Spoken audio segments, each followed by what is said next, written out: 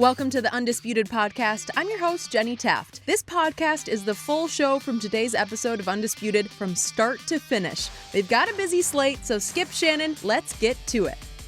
Good morning. Welcome to Undisputed. I'm Jenny Taft with Skip Bayless and Shannon Sharp. How are we doing today? Yeah, doing real good. Yeah, how was that victory parade yesterday in downtown L.A.? You know what? I kept waiting for the video in the afternoon of Shannon Sharp driving the lead convertible with AD and LeBron sitting up on top of the back seat. No, when I was out in the bubble, and me and Book had us some red wine after what he did. Really? Buckets. He doesn't drink? Oh, yeah, he do. We celebrate. He's clean. We celebrated. No, really? Oh, boy. How about we talk about what Book did when the Clippers did not do? Because yesterday, Lou Williams made his return for the Clippers, but it didn't end with the result that Kawhi had hoped for. Devin Booker dropped 35 points and knocked down the game-winning fadeaway jumper over Kawhi and Paul George at the buzzer to give the Suns a 117-115 win. The Clippers now drop to 1-2 since the season has resumed. So, Shannon, how bad of a loss is this for the Clippers? Look, it's a bad loss. It's not a very good look considering, Skip, it's been a bad week for Paul George and Kawhi. On the last possession, they get D'd up by Goat James. And on the last possession, Booker bust both up. Book them. Book them both.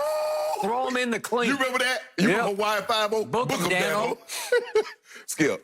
Now, everybody keeps telling me the greatest two wing defenders since Pip and Jordan are those two guys. They are. Now, I watched earlier this year, I watched Jason Tatum and Marcus Smart almost get into it because they're like, no, I want Kawhi. No, give him to me. Both of them lit him up. You saw that? I saw that.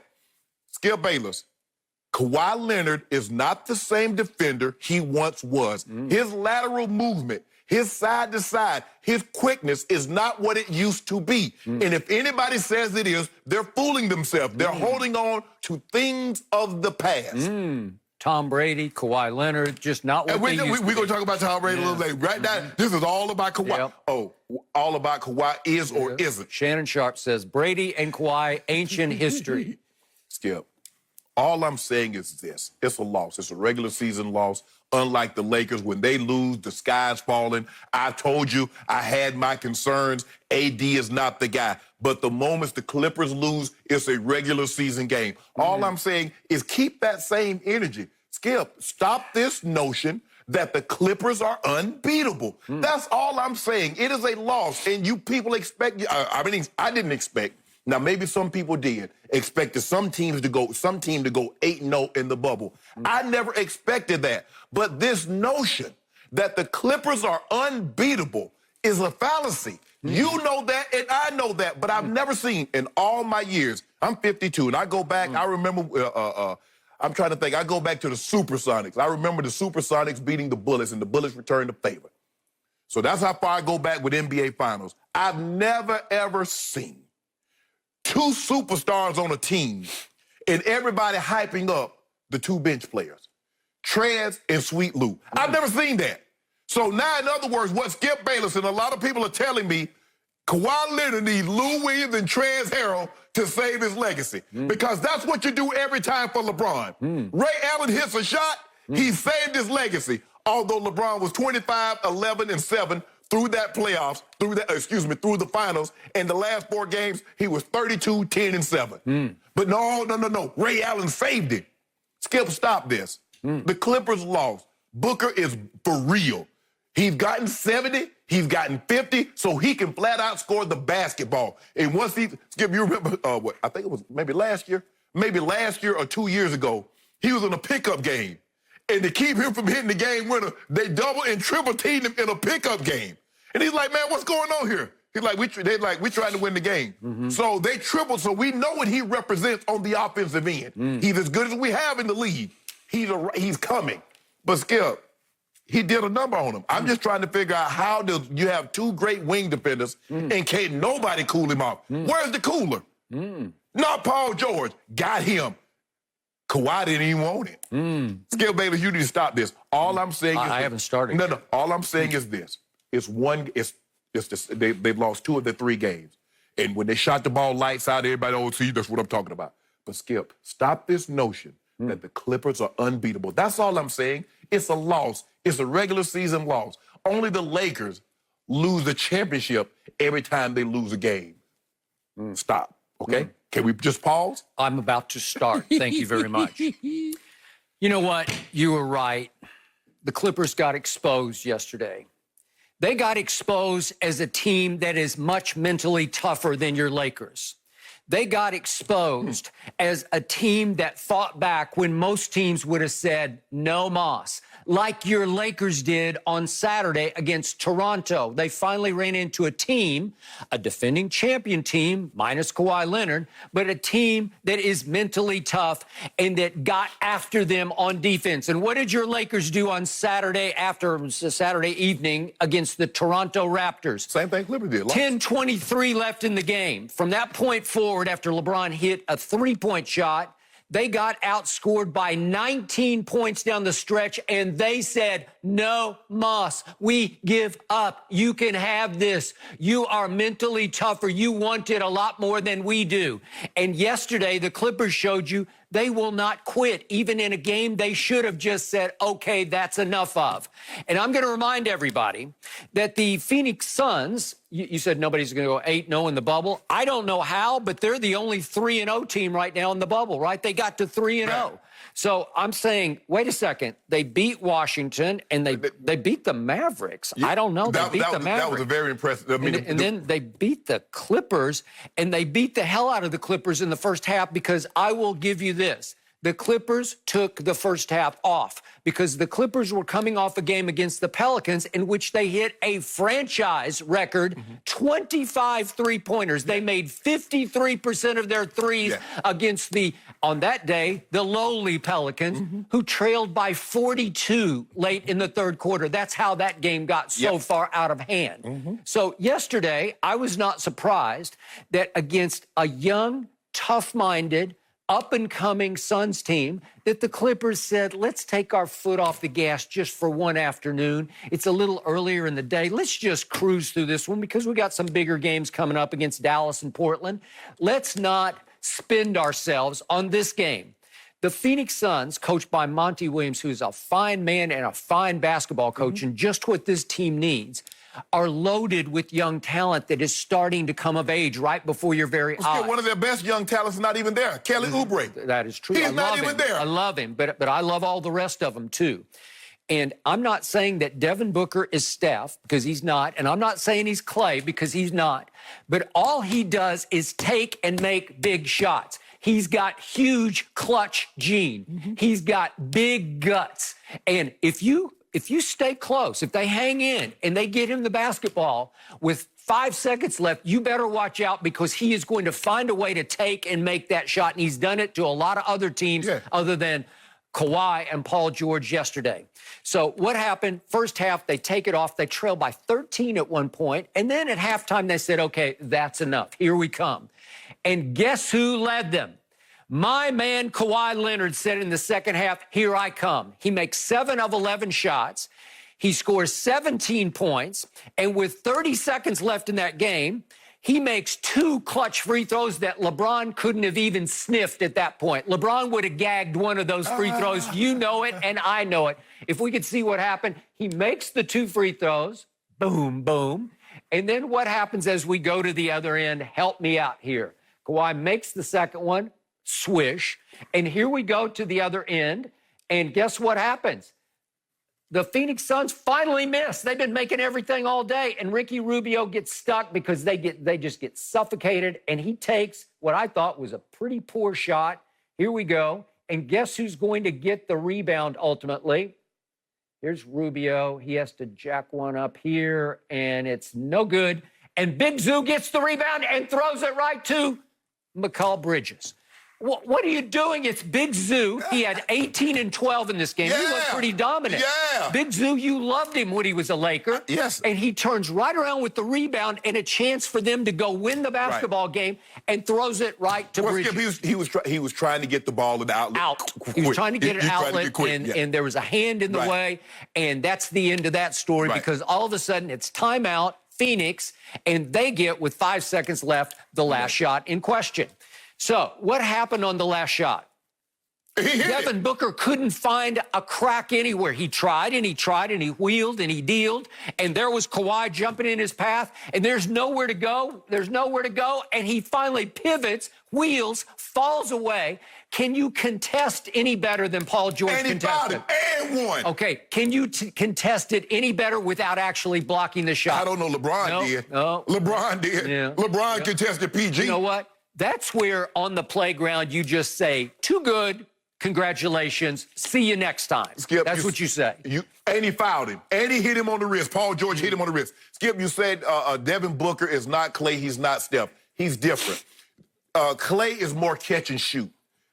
Steph has range and Steph has handles. Book can put the ball on the floor and get to the mid-range. He's more mid-range. Now, he had some big threes yesterday because it seemed like every time the Clippers was about to make a run, Book did something spectacular to quell that run. They have a young team. DeAndre Ayton, Skip, he's a 7-footer, but he's more old school, prototypical. Back to the basket. Yes, does he have three-point in his diet? Yes, he has that. But that's not a steady diet. Wish Joel Embiid would look at him and say, you know what, I need to stop shooting some of these threes. Yep. But Skip, at the end of the day, I want to hear all that. So the Lakers like, man, this is an early afternoon. Toronto's in the East. We don't really care nothing about this. You didn't say that. What I'm noticing is... Toronto is the defending champ. Now they the defending champs when I said that yesterday. Well, but they didn't have Kawhi. Somebody seriously. Whoa. Time out. When I said that Monday, you said you didn't want to hear that because they didn't have Kawhi. Well, they don't. They're not as good as they were last year. Don't try to sell them as better than last year. The only reason the Phoenix Suns are there, Adam Silver invited them the 12th seed because he said, y'all need some extra conditioning for next year. So let's not pretend they're 3-0, and they're going to make life miserable for a bunch of teams, for 5 more teams. For Indy and Miami and OKC and Philly and Dallas. Watch what happens. All I'm saying, they are all going to struggle with this team. Time out, Skip. Time out. Just a second. All I'm saying is that they got an invitation because they needed some extra conditioning. They got 30 wins. They got 30.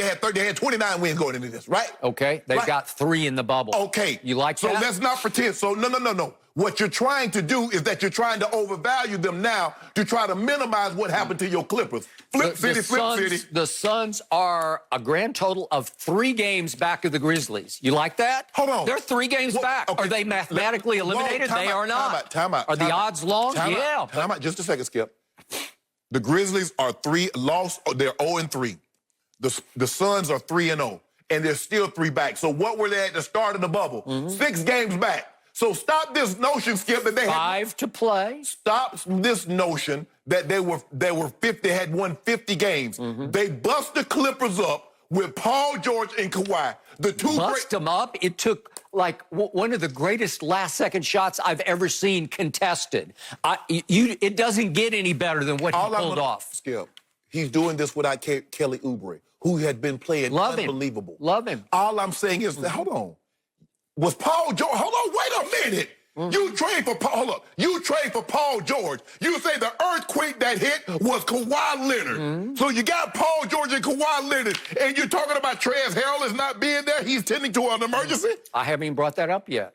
Skip, how about give the Suns some credit? Stop minimizing. I just did. No, you didn't. What you tried to do is that you say you said the Clippers didn't take them serious. Not for a half, but they took them dead seriously in the second half. And when Phoenix kept hitting threes in the second half and kept creeping away from them, they could have just said, okay, if you guys want it that badly, we got 5 left in the bubble. We don't care. The Lakers folded their tents on Saturday and said, we can't compete with this. They're double-teaming AD, and we can't get the ball to anybody. Can I ask you a question? Yeah. They lost by 19 points down the stretch. They got outscored by 35 to 16 from the 10-23 You know what I'm noticing about you? Because the first game they lost, you said it was a moral victory. The third game they lost, you said, you know what? Even though they were down, they found a way to fall, and they showed tenacity. They showed mental toughness, but they caught an L. They caught an L at the beginning. They caught an L at the end. So at the end of the day, they got 2 L's and 1 victory. I'm trying to figure this out. Skip, man, look here. What diet you on? Because you're real strong, because you can move goalposts better than anybody I've seen in a very long time. You said that yesterday. You keep moving them. You don't hold the Clippers. I'm not moving them. Yes, you are. You don't hold the Clippers to the same standard you hold the Lakers. And you told me... I just keep kicking extra points through the uprights after I score yet another touchdown on you. Touchdown, kick. Touchdown, kick. This is the same man that says they need to take special teams out of it. They need to take the kicking game out of it. And now you kicking PATs. That's the rules. It's the rules now. I'm kicking little easy extra points against you. I'm getting tubs. I'm going for 2. I'm getting tubs and getting 2s on you. Skip. Because you're so far behind. Oh, no. You have to go for 2 every time. I've been lead. Skip. The Clippers... I mean, the Suns, they only got his book. They got book. Boy, they had a lot. DeAndre Ayton was giving it to y'all. Yeah. I like his game. He's getting better and better. But this notion that the Clippers lost to a 50-win Suns team that had Marley and Barkley is disingenuous, Skip, and you know it. And Pat Bev pulled some kind of calf muscle yesterday, lasted 8 minutes. Now he's gone. We'll Skip, see how it works. Skip, you know that. You know how this works. When you go from not doing much and you go full speed, you have to worry about soft tissue injuries. Yep. That's why they say warm up. Well, he basically came back and they threw him in. Okay, the kid, you get that a lot. But I'm still saying, even with Pat Bev out, even if Trez does not come back, do you or do you not have 2 bona fide superstars? Yep. So Lou Will came back. What do you call him? Lemon Pepper Lou, says Shannon Sharp. And he played like sort of stir-fry yesterday because he wasn't really in the flow because he's played none in the bubble. Okay. He played in none of the scrimmage games, none of the first 2 games, and here he's finally back after a 10-day sort of quarantine/punishment for going to Magic City from the Magic Kingdom. But he's back in the Magic Kingdom, and they're trying to figure out how to play with Lou Will after a whole hiatus for the pandemic, and he misses the whole first part. But Lou Williams not there for the first 60 games of the year, so now he misses 2 weeks, and so we got to find out how to play with him, although we've played 60 games with him before. Yep. And there is still no Montrezl Harrell.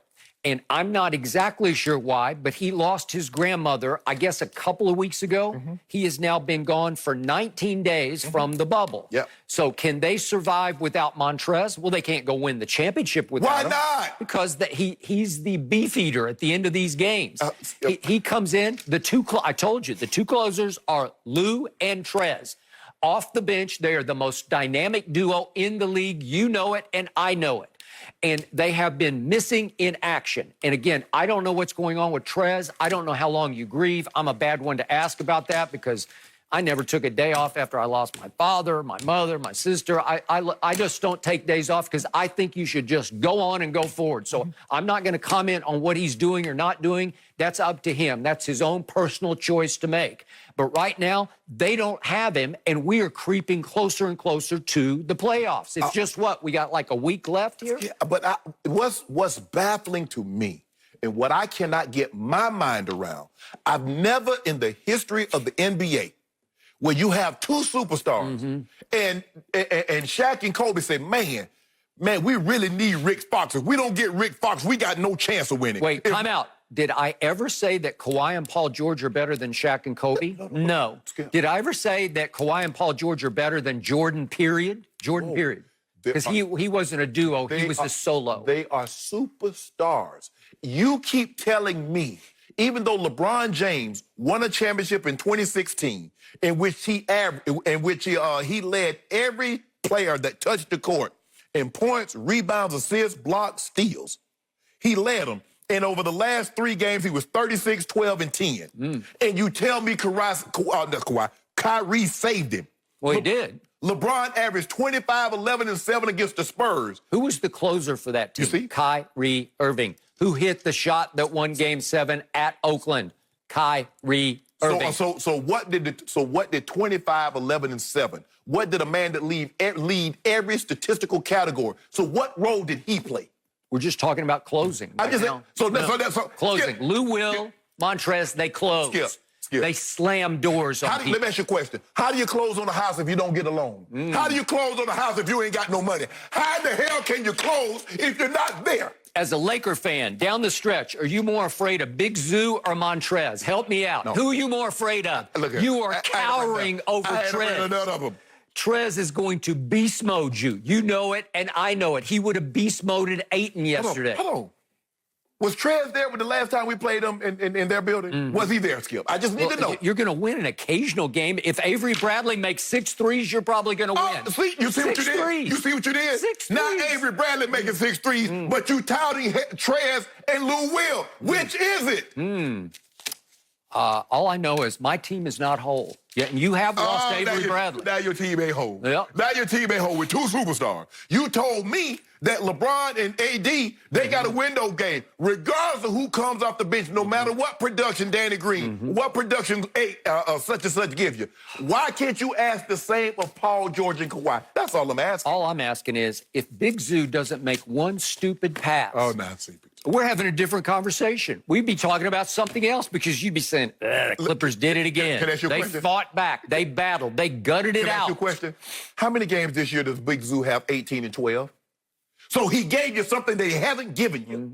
So how about that? Against Ayton, that's pretty good. But old Book said, come here, both of y'all. Come here, both of you. Book them, Dano. Skip, and he fouled Both it. of You them. saw Paul George. That's an and one. Yeah, they can't cover him. But nobody can cover It him. ain't talking about nobody. Who on the Lakers could have stopped that? Hold on. LeBron? We You think did. LeBron could have D'd him up? We beat the brakes off him. You remember, Skip? We went to Phoenix and beat the brakes off him. You And remember? 6 months ago? Oh, no, 6 8 months months ago? I don't know when it was. All I know is yesterday you didn't do it. I don't know what happened 6 months ago. Game over. Victory parade. I thought it was yesterday. Boy, it's been a bad week for your guys. LeBron D both of them up on the last possession. He was and on the good. last possession, Book beat both of them. Both of them mug. Better defensive team, Lakers or Clippers? Help I me can't out. tell. I can't tell which one. Okay, in the bubble. Who is 2 and 1 and who's 1 and 2? You got me. I got you. Go Except get your kid. one of ours was a moral victory. I ain't loss. know that we'll Yeah, do it no was because we didn't have Lou or Trez. You ought to be ashamed of yourself. Lou and Trez. I'm proud of myself, actually. You ought to be really ashamed, Skip. That's embarrassing. This is really embarrassing. The Clippers did not embarrass me yesterday. Yes, they did. No mercy. The Blazers knocked off James Harden and the Rockets last night as they inch closer to having an opportunity to reach the playoffs. It's the first loss for Houston in the bubble. And if Portland reaches the playoffs, they would face the Lakers. There was a report that some league insiders earlier this week said Portland would be capable of knocking off LeBron in the first round. So, Shannon, how big of a threat are the Blazers to the Lakers in the first round? I believe they can take a game or two. There's no question about that. Those guards are a handful, Skip. We know Dame is legit. He's an all-NBA player. He's gone to all-star games. He can go get 50. He might even get 60, Skip. Remember the last time they played him right after the tragic passing of Kobe Bryant. He went off in Staples. C.J. McCollum is another guy that I think he's been an all-star. He's dropped 50 before. So the backcourt alone, when you have 2 guys, Skip, that can heat up and go get you, they can probably get you, say, 70 points between the 2 of them, 80 between the 2 of them. They're going to be in every game. Nurkic is a handful now. But, Skip, I think the thing is, for me, is that because they have no answer for LeBron, they have no answer because I just don't see it, them stopping LeBron and them handling AD. This game, watching this game, I'm like, Portland, you guys really should be up like 35. Skip. You got James Harden and you got P.J. Tucker trying to guard 7 foot, 280-pound Nurkic. Run through him, run your offense. Skip, he's skilled enough. You can dump it down. He can drop step and be at the basket. But they tried. A lot of times they tried. And the thing was, and see, what happened is that when James Harden has to guard bigger players, you have to sacrifice something. You're going to hurt him on the other end, Skip, because he's going to pick up fouls. He had 5 fouls, and so it got him out of rhythm. He was not himself. Russ struggled last night, but back to Portland. Portland can win a game or two, Skip, because their backcourt is that good. Gary Trent Jr., it seems like he can't miss 3, Skip, because he's coming in and he's letting them go and he's making them. This is all new. He's come from nowhere. He's come from nowhere. I mean, he came from Duke, but lately he came from nowhere in the bubble. Right.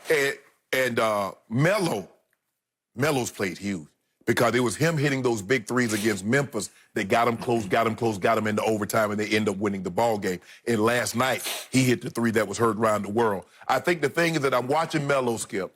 This is the first time since he left New York that he's been allowed to play his game. They'll let him, they'll dump it down to him and let him go a sanitation worker truck, back up, beep, beep, turn around, shoot over the top. He'll shoot some 3s, but he's really playing his game. They're allowing him to play his game. but the offense flows through CJ and Dame. And that's we understand that, Skip. Do I believe they can upset the Lakers? No, I do not. Do I believe they can take 2 games off them? Yes, I do. Okay, before I get to Portland, I would like to comment on the Rockets. They showed great grit again last night. Yeah. Because they put themselves in position to win or steal or whatever you want to call it, yet another game, somehow, some way, in which they got out-rebounded by 25 and they got outscored points in the paint 44-28. It's almost impossible to overcome numbers like that. Especially when the Rockets are not shooting the ball well at all by their standards. Especially when your 2 studs and stars, James and Russ, are having, by their standards, off night. Right. Both of them. That's what really hurt them. Okay? Yet and still, let's go back to James Harden. You talked about the fouls. If we could see what happened to him with 5:06 left in the third quarter, he is guarding not a big man, but a littler man, Dame, on the drive. He gets called for a phantom 5th foul that changes the flow of this game. Is that a foul? Seriously, is that a foul? No. He's trying not to touch him. Yeah. He's doing this. You know, he's trying not to touch him, and they whistle a foul. And it's the kind of fouls that James, ironically, or maybe fittingly, gets called on himself when he shoots threes. And you say, well, they didn't touch him. They repaid him. Okay, I guess they're repaying him because they're not protecting him on the other end of the floor. They're not loving James. Right. And all of a sudden, with 5:06 left in the third quarter, he has to go sit. And you can't tell me it doesn't hurt him psychologically the rest of the game because he's kind of playing on skates a little bit. Like, I don't know.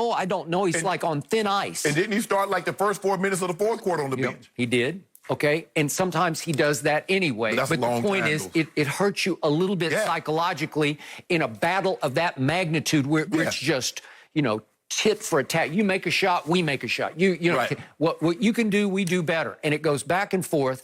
And yet and still, with 1:39 left in the game, if we could see these plays, Russ has got the ball in the paint. They're down only 1 point, which is just impossible. And here's Russ, and he gets a little advantage in the paint, and he decides to shoot a fall away, and that's a West brick. That's a West brick. Yeah, that wasn't even close to going in. And then here comes the other way, and this is the next shot, and they're down. This is for the lead, actually. This is James for the lead with a minute left.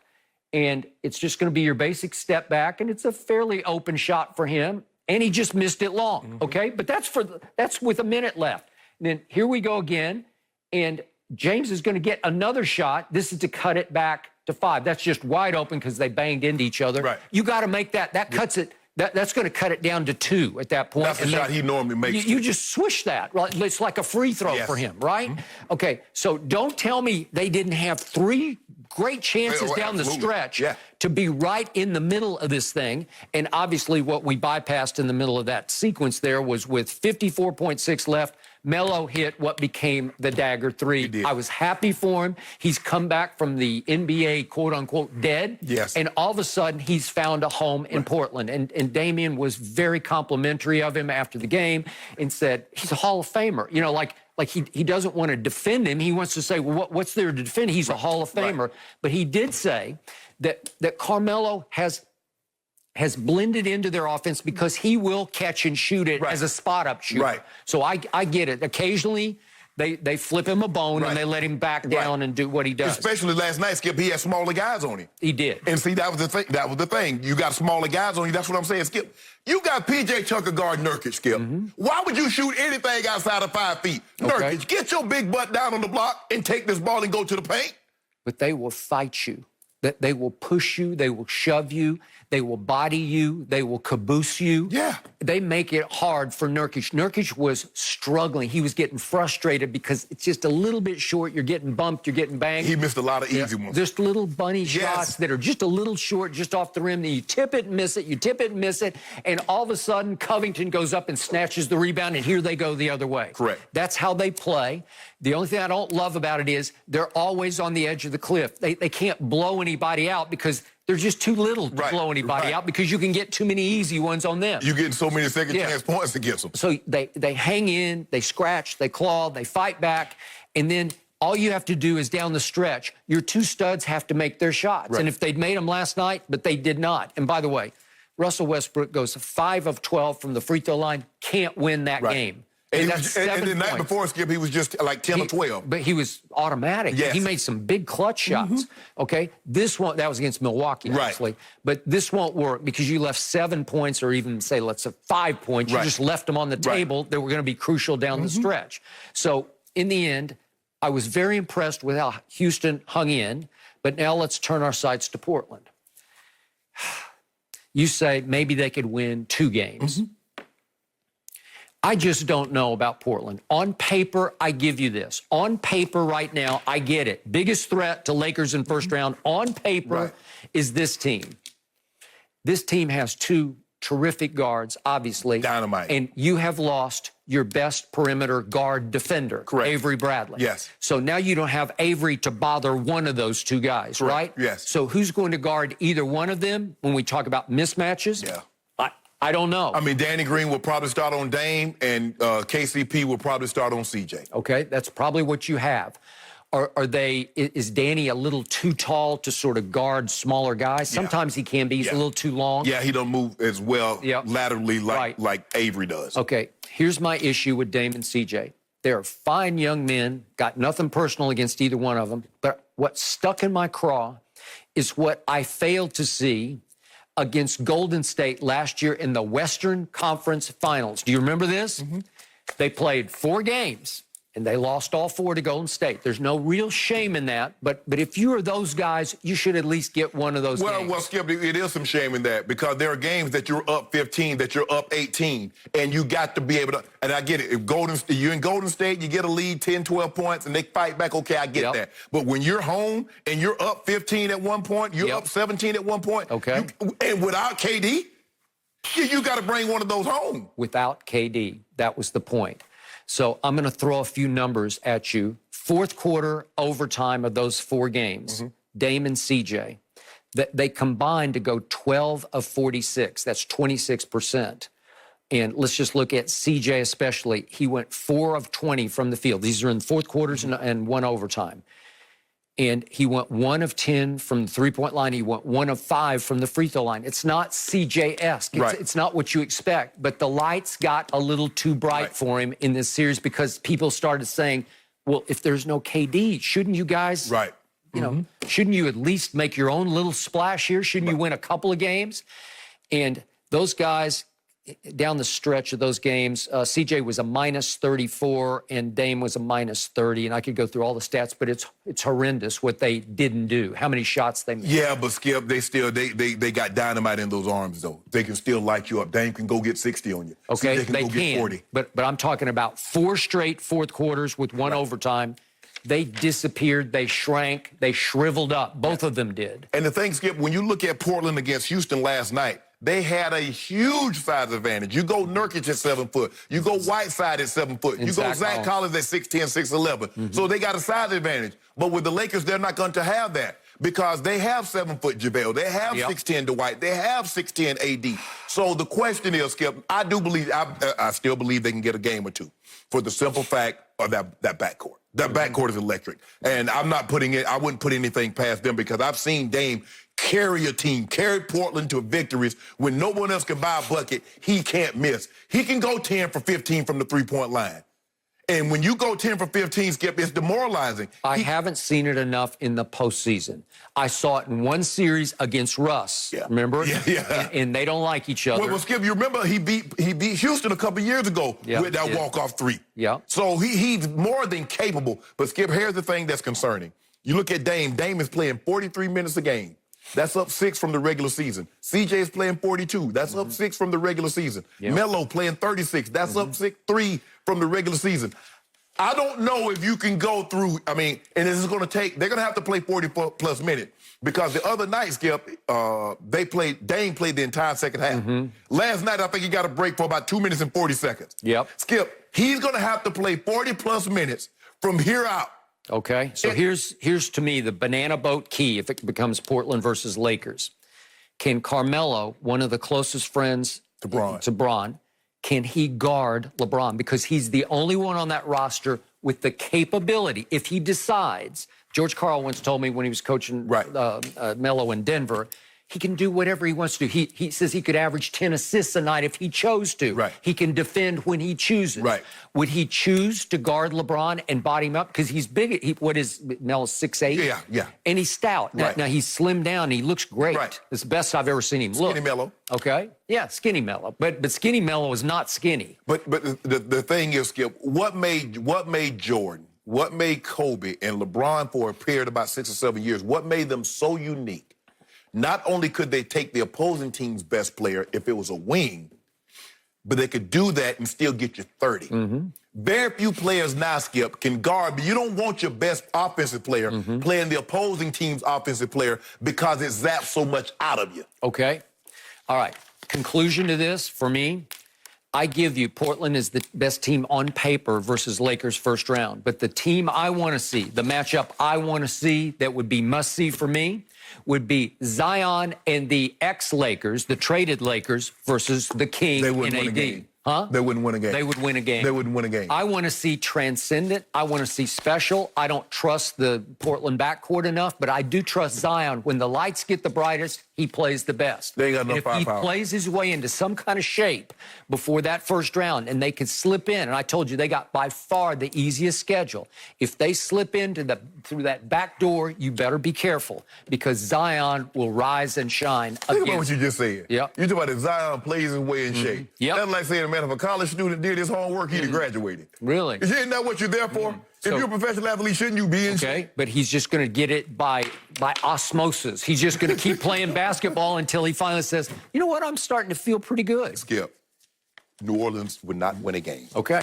We Portland might have lots of do on We that. already got it. Yeah. We bet yesterday they weren't going to win a game. Okay. But that was something else. That was down the stretch. No, if you guys know, y'all gonna lose 2 games. Yeah, that's what you said. Y'all not winning a game. You think you're gonna win a game against the Lakers? Yeah. Well, we got to go quick work at y'all because we got bigger fish to fry down the road. So we got to work quick. Okay. Quick. No mercy. I do want to go back to the Clippers and talk a bit more about Lou Williams because yesterday Williams admitted that he made a mistake by going to Magic City for wings on an excused absence from the NBA bubble. The decision ultimately cost the reigning 6th Man of the Year a 10-day quarantine that he has just returned from. Lou said he could have, quote, made a better quality decision, that he'll take his L and keep moving. So, Shannon, do you have any more sympathy for him now than you did before? No, because all he had to say, not say I could have, I made a terrible decision, guys, and I let a lot of people down.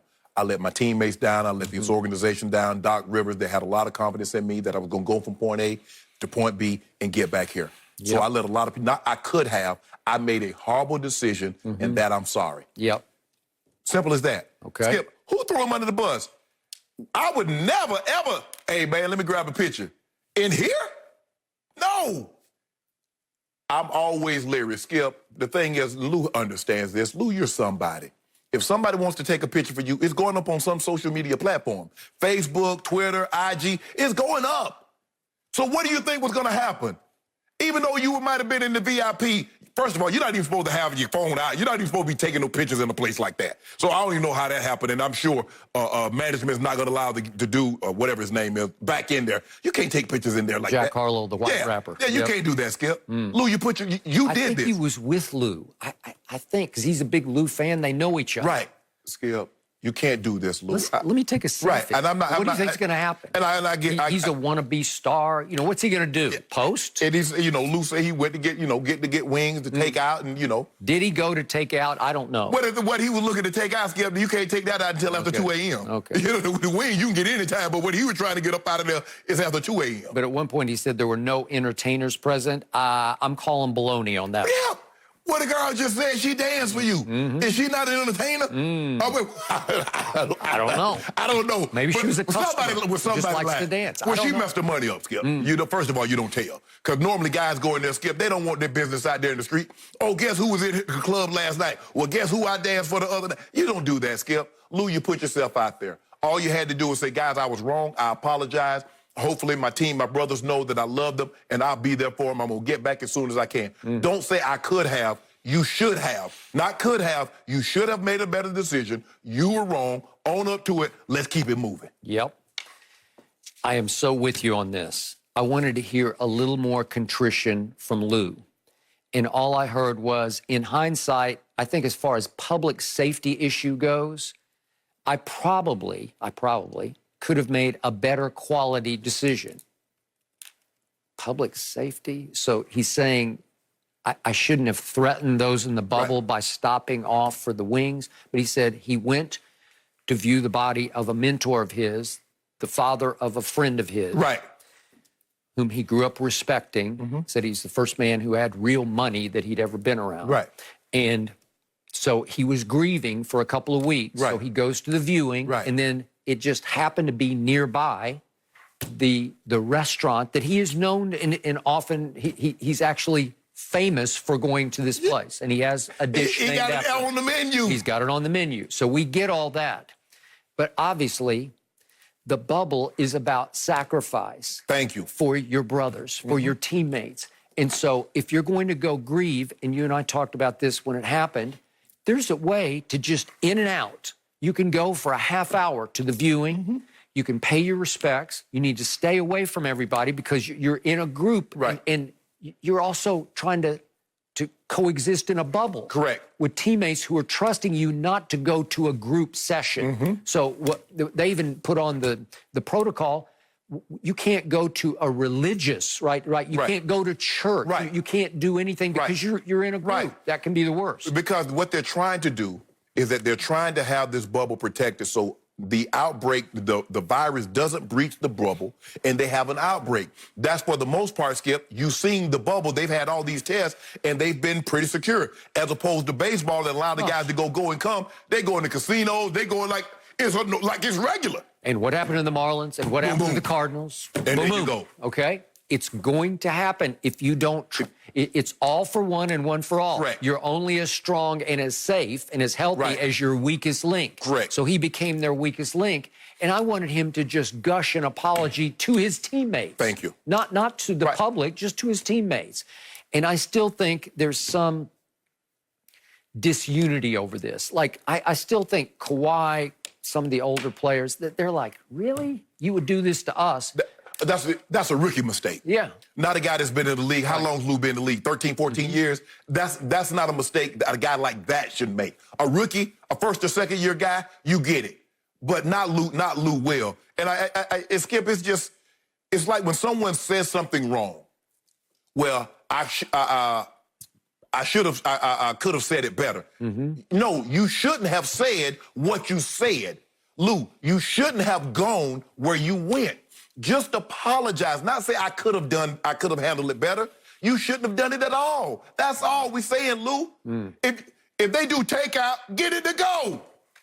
If they do curbside, you say, and they said, we've catered for Lou before. Okay, get it to cater. Get it brought to you. Pretty simple. Yes. Yep. But Skip, if you want movie popcorn, it's hard to say I want movie popcorn without going to see the movie. Yep. Now, I've seen people, Skip, honestly, I've seen people come, get popcorn, and go back home. I've actually seen people do that. From the movie. From the movie theater. They want movie popcorn, but they want it, and they want to go back home. Okay.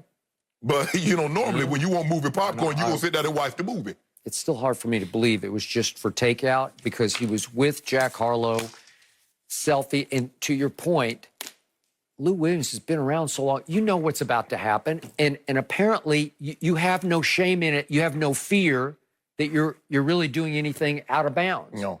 And the NBA ruled 10 days, right? 10-day quarantine, Skip, and that's like punishment. Skip, I'm not criticizing Lou for going to a gentleman club. That's legal. That's entertainment, and guys go to unwind, and how you do it is how you do it.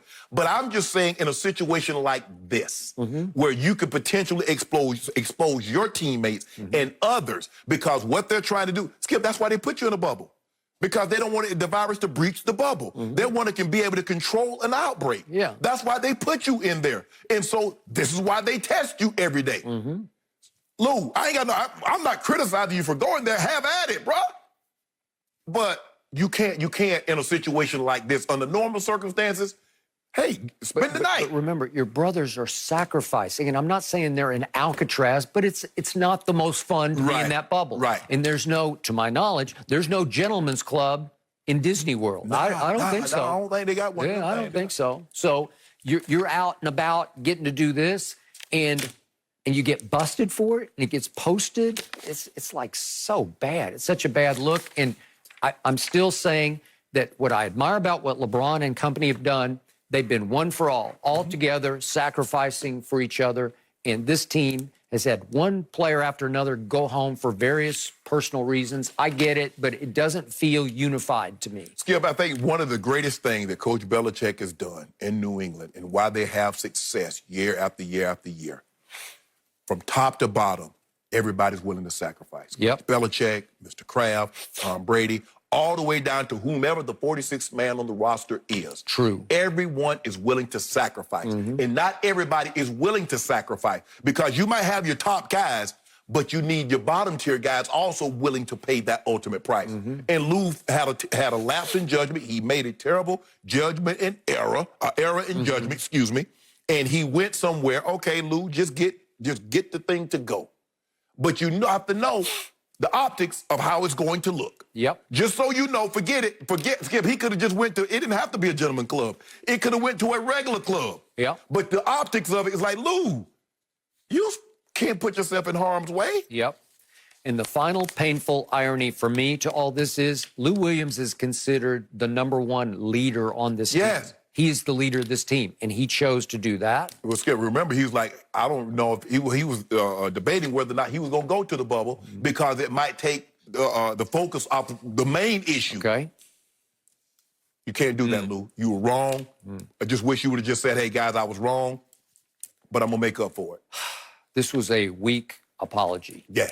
And I'm hoping that behind the scenes, perhaps, he's had separate conversations with teammates and coaches, because I agree. It does feel a little bit weak. Better quality decision. Okay, we're going to move on from that now. No mercy. The Athletic ranked every NFL offense going into the 2020 season. The Chiefs led the way, followed by the Ravens and Saints, which isn't too surprising. But it's Tom Brady and the Buccaneers all the way down at number 11 that has gained some attention. That puts Brady's new team behind the Raiders, Titans, and Skip's Cowboys, among others, on the list. Shannon, what's going on here? Do you agree? Skip, I agree that they should not be top 5. But some of these things left me scratching my head. Like the Colts at 8. Was Phillip Rivers there last year? T.Y. Hilton has been nicked the last couple of years. The Raiders. So, Skip, I'm not going to say the Bucs should be 11. No, they shouldn't be. They shouldn't be top 5, but they shouldn't be 11th. I'll put them at 9. I'll do that for you. That's the best I could do. 9? I'll do that for you. Because I know you hurt right now. Skip, you have to understand, Tom Brady is... I'm not hurt. Yeah, you hurt. I'm just dumbfounded. Okay. It doesn't hurt at all. I hurt for this publication. Well, let me help you find you. I'm going to find you, okay? Tom Brady is 43 years of age. Tom Brady did not play well by any metrics other than wins. He did not play well. Yards per attempt, QBR, completion percentage, throwing the ball down the field, clutch time throw. None of that, Skip, he was very, very high in. Gronk missed an entire season. And the season that before that, it was not a typical Gronk season. So to automatically assume a 43-year-old in his 21st season is going to go to a new location, a tight end that was his all-time great, after missing a year, coming off a year that it was not one of his better seasons, all of a sudden it's just going to pick right up where they left off in their prime. I think is a bit far-fetched. I really do, Skip. So I think you have to factor all of those things in. Now, I'm not surprised. You look at the top 5. Am I surprised by any of the top 5? No, I'm absolutely not. The 49ers, we know what Kyle Shanahan can work up. You like the Cardinals. You say you love Kyler Murray. You've been talking about Kyler Murray for 2 years. When he was a senior in college, you thought, Kyler. Now, all of a sudden, you want Brady to be in front of Kyler. I need you to make... I haven't spoken yet. Now, I'm just saying, I don't know one thing. I need you to get a guy and stay with it. You like Dak 1 minute, then you off on Dak. I love Dak. No, I've told you. I just said he's not Patrick Mahomes. Hold on. No, you love Dak. He wants to wreck my salary cap. I can't live with that. I'm sorry. I'm going to turn this over to you. You love Dak, but you implore Jerry to possibly trade for Tom Brady and get him and replace Dak. But you love it's gone Dak. south between Dak and Jerry. It's the beginning of the end. I'll take Tom Brady for 3 years. We're talking about the GOAT. I love Dak Prescott. He was a 4th-round pick from nowhere. and he was way better than you ever thought he was. Even you gave him Skip. F's all the way down the stretch last year. Even Secretariat, Seattle Salute, had to go to the pasture. They couldn't run forever. Well, it looks like Tom Brady's the equivalent of running forever. No, He's going to make your life miserable this year. Okay. So here's what I think about this ranking. It is ASA 9, it is ASA 10, it is ASA 11, and it is especially ASA 12 in honor of number 12, now in Tampa, or Tampa Bay, the GOAT. That's how silly this ranking is. So you put him top 5. let me count the ways how silly it is. By the way, I'm fine with my Cowboys at 4. You could argue they'd be 3, 2. All I know is that the Tampa Bay Bucs are going to set some records this year. I believe by the end of the year, we will be talking about the Buccaneers as the #1 offense in all of pro football. And right now, this publication ranks them 11th. So let's do top 5 because you said the Seattle's in the top 5. Yes. Let's quote the publication as saying that Russell Wilson, I'm quoting the publication, can mask all kinds of deficiencies. So admittedly, they got all kinds of deficiency because they could have 3 new starters in the offensive line and they are thin at receiver. Tom Brady has the greatest supporting cast he's had in 20 years in pro football. And you're telling me Russell Wilson can just magically transform what isn't there in Seattle into a top 5 offense? Stop it. Have you seen Baloney. it? Have you seen it? Yeah. You've seen it the last 2 or 3 years. That's what he's been doing. Baloney. And then you said Arizona. I love Kyler Murray. They're ranked 7th on this list. That's 4 slots ahead of the GOAT's offense in Tampa Bay.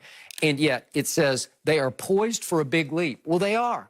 Because I love Kyler, I love DeAndre Hopkins, and they are poised Christian to cause... Kirk, okay, Fitz. I got it. They're poised to cause many problems for Seattle and for San Francisco in that division. Right. But better than the GOAT's offense in Tampa? Stop it! Which leads me to number 8, and you brought up Indianapolis is at 8 compared to 11. And it says right here, the Colts are counting on Paris Campbell, Zach Pascal, or rookie Michael Pittman Jr. to provide a useful complement to T.Y. Hilton. And you're going to rank them above 2 Pro Bowl wideouts and Gronk and O.J. Howard and Cameron Brate? Are you kidding me? Did they see all the interceptions that Phillip Rivers threw last year? I don't know. Okay. I don't know. Maybe not.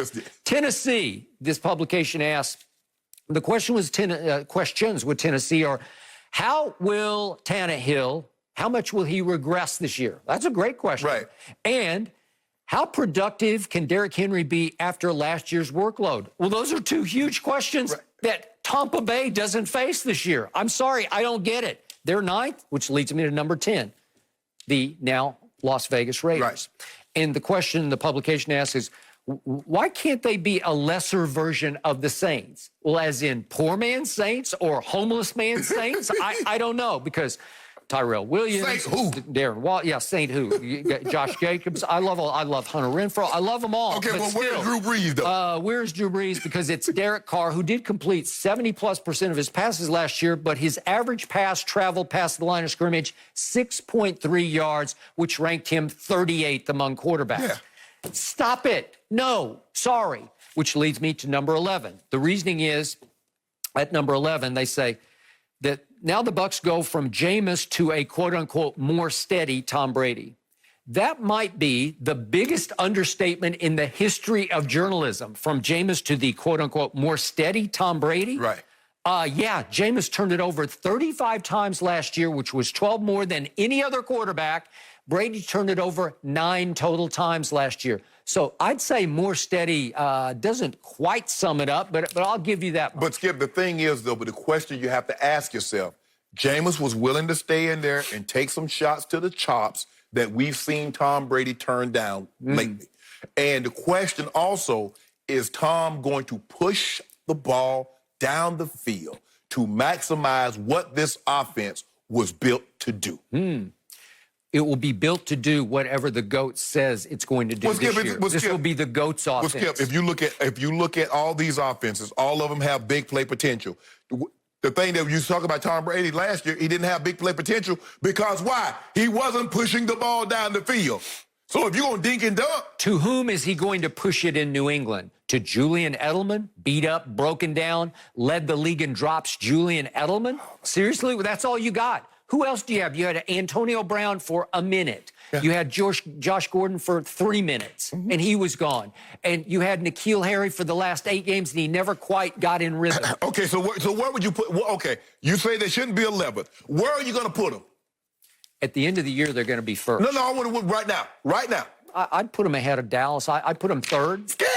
Hold on, wait a minute. I'll give you, if you want to go Kansas City and Baltimore, I'll give you those. Hold on, Skip, wait a minute. Dude, listen, he has 2 Pro Bowl wideouts. He has the GOAT of tight ends. He has O.J. Howard, who will emerge from the doghouse as a 4'5" running 260-pound tight end. Jenny. Look out below. You and Jenny done drilled a hole in my head and poured a whole cup of C.D. Lamb in my head. So now with Michael Gallup, C.D. Lamb, Amari Cooper, Zeke Elliott, that offensive line, you say Dak is going to show Jerry that he should have given him the money. And now you saying the Tampa Bay Buccaneers are better than that.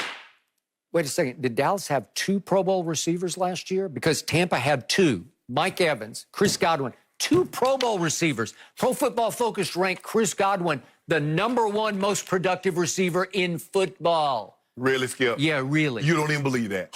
Do I? There's nobody taking Chris Godwin, first of all, over the big 3. D-Hop, Julio, productivity. and Michael Thomas. Nobody's taking them over them. Pro Bowl.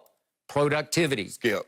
Watch little Scotty Miller. He's going to turn into Edelman Amendola. Here we go. You was 24 in rush yards per game, 28th in rush average. Could I interest you in that? Tyler Johnson, ranked #1 of college receivers over the last 2 years in productivity, stole him in the 5th round. He's right at Brady's fingertips. Yep. Did you see what LaShawn McCoy was raving about after practice? And by the way, did you see the Buccaneers open practice to the media because they have no secrets? They want you to see what the GOAT is doing. And LaShawn McCoy was raving about accuracy and zip on the ball. Whew. Skip. For the last 50 years, practices have been open. Yeah, you know, fans used to be there all the time. In New England? No, not open. They practice in front of the fans, Skip, in training camp? Not much. Yeah. Not as much as the other teams. I used to go to the Dallas camps, and every day was just wide open. You just went and stood on the sideline. Exactly. Skip, that's Jerry Jones. Like I said, I'm gonna concede. I believe the Colts should not be in front of them. The Titans should not be in front of them. But there's no way they can be top 5. Considering, Skip, all those quarterbacks have been there for a substantial period of time. All these offenses, it's the same offense for them. Shannon, he's going to throw 40 touchdowns. No, he's not. This is going to be 07 all over again. Just watch and savor. He's and not throwing 40. appreciate. Skip, it's not throwing 40. It's not. They are going to win this division, and it's going to be explosive. And he's going home after this year. Yeah. After this year, it's going to be so tough, he's going home. You've told me that for 5 straight years now. He's going home after this year. And you've been wrong 5 times now. Well, this would be the 5th time. Well, I was going to be right had he not gone upstairs. Remember he went upstairs? I was about to be right. Yeah, and somebody won 2 more Super Bowls because of that choice. 2 more Super Bowls. I was about to be right. And I was right. Robert Kraft was dead right. And when he signed that contract, I said, Skip, it's over. I said, if they'd have wanted him, they'd have gave him an extension. Not just give him an extra $8 million. They gave him that and said, you know, we want you to get on up out of here. All I know is I got 5 cases of due on Tampa's record will be better than New England's. I love it. Skip, we done had, Skip, the Patriots had 10 guys opt out, and you're going to take 5 cases after that. Want to do 10 cases? I can't believe you. You do realize, Shannon, Tom is fueled by all the hate coming from your side of the table, just so you know. And this ranking, you know, he's not old. He's still old. 43 years young. Never looked better, that guy. No mercy. After deciding to stand instead of taking a knee during the national anthem, Magic forward Jonathan Isaac's jersey has skyrocketed in sales on NBA.com. Isaac's jersey is now the 2nd most popular jersey of any current player, only behind LeBron. And Isaac, who is unfortunately now out with a torn ACL, made it very clear that he fully supports the Black Lives Matter movement, but he personally believed that taking a knee doesn't necessarily go hand in hand with the movement. So, Shannon, how do you explain the jersey sales? Skip, I'm not surprised by this because a lot of people see him as the symbol as those that don't believe the players should be kneeling during the anthem. He become the symbol of those people that don't believe the players have anything to complain about. You see, Skip, how can you say you're oppressed? How can you say all of this and you're making 10, 15, 30, $40 million? So he's become the symbol of a group of people that Oh, yeah, he's not kneeling? Yeah, that's my guy. I'm going to go get his jersey. We saw the same thing, Skip, when Colin Kaepernick, remember when Colin Kaepernick, his jersey skyrocketed because there were a lot of people that believe, like, man, he's right. Police are getting out of hand. What he's demanding, what he's asking for, let me go get Cap's jersey. The only difference between Jonathan Isaacs and Colin Kaepernick, he won't lose his career. Cap lost his career. That's the difference. So, Skip, I am not surprised that this has happened because what we see and what we've seen, and I've seen the comments when he explained it, and I saw the comments and right on, to stand for the flag, the military, yada, yada, yada. So I'm not surprised because they view him as the symbol for players not kneeling during the anthem. They see him as their token, their symbol of, guys, why are you complaining? Because you get that a lot, Skip. Man, multimillionaires complaining about how oppressed they are, living in their $100 million homes and driving all their fancy cars. But the players are saying it's not about, it's bigger than us. Because the people that are being oppressed, the people that are being brutalized, come from communities that we actually came from. And so what we're doing is that we're lending our light to shine light on those people that cannot be seen. And people that cannot be heard, we're speaking for them. Okay. So that's what this is all about. So, has Jonathan Isaac done any damage to the Black Lives Matter movement? No. None? None. Do you have even an ounce of anger toward him for what he did? I have no anger. My only anger is, Skip, is that when they use the Bible, and you know how I feel about that, because people have been using the Bible for thousands and thousands of years to oppress people, and they use it under the guise of religion. And that's my only problem with Mr. Isaacs. Okay.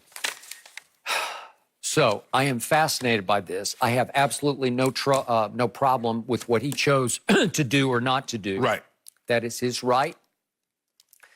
And yet I step back from this and I say, why did this happen? What exactly propelled it? And I don't know for sure. I can only speculate and just sort of educated guess, if you will. Did some religious fans buy the jersey simply because that's really a strong statement to make for not only just Christians, but any believers, you know, to say, there's a religious man, he's actually an recently ordained minister at age 22, who stood up for what he believed, that you kneel only before God, okay? So could be that segment would contribute some to this. Could be just patriots in general. Patriots of all colors could just say, hey, that young man stood up for what he believed. You don't kneel during the anthem. Fine, I'm going to go buy that jersey to support him. It could just be racist, right? It could be some racists who just say, well, gotcha. Right. You see, there's somebody who stood up and said, no, I'm a young black man. I'm not going to kneel during our national anthem, okay? So all the above could contribute to Jonathan Isaac's newfound sort of popularity. Right. His star is on the rise.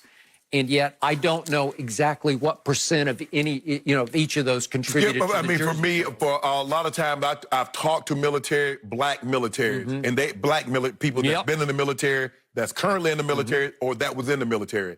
And 90% of them do not have a problem with the players kneeling during the anthem. Got it. But I believe there's a large segment, there's a large population that says players under no circumstance should kneel during the anthem. Because, Skip, there's like, well, find another time to protest.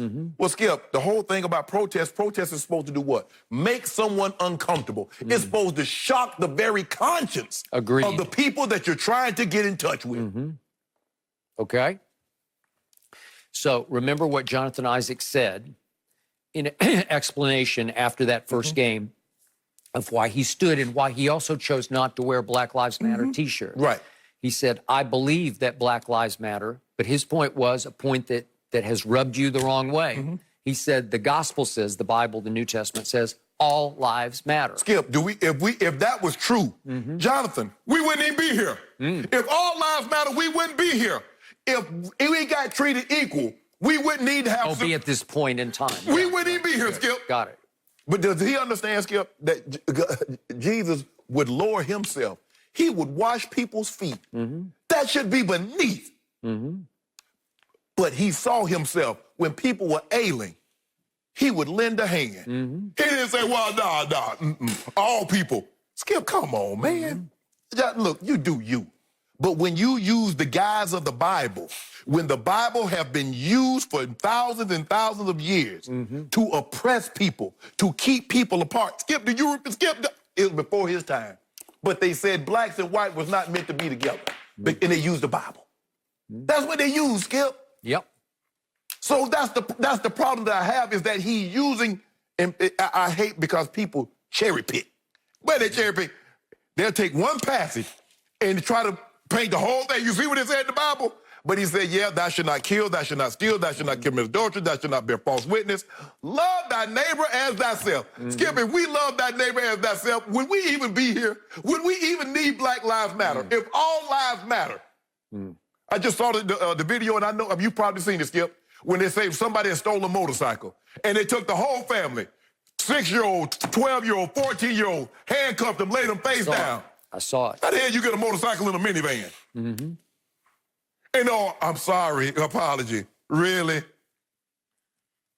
I know I don't have to remind you, but the Bible's also done a whole lot of good in this world. Yes, Just for the record. But Skip, right. But see, it's the part, and I don't have a problem with that. It's the part that they use to. I got it. To when they do things to people, they use the Bible, and that's what they're using the Bible as a crutch. They cherry pick sections of the Bible to fit the point that they're trying to make, while overlooking other aspects of the Bible that the Bible also teaches.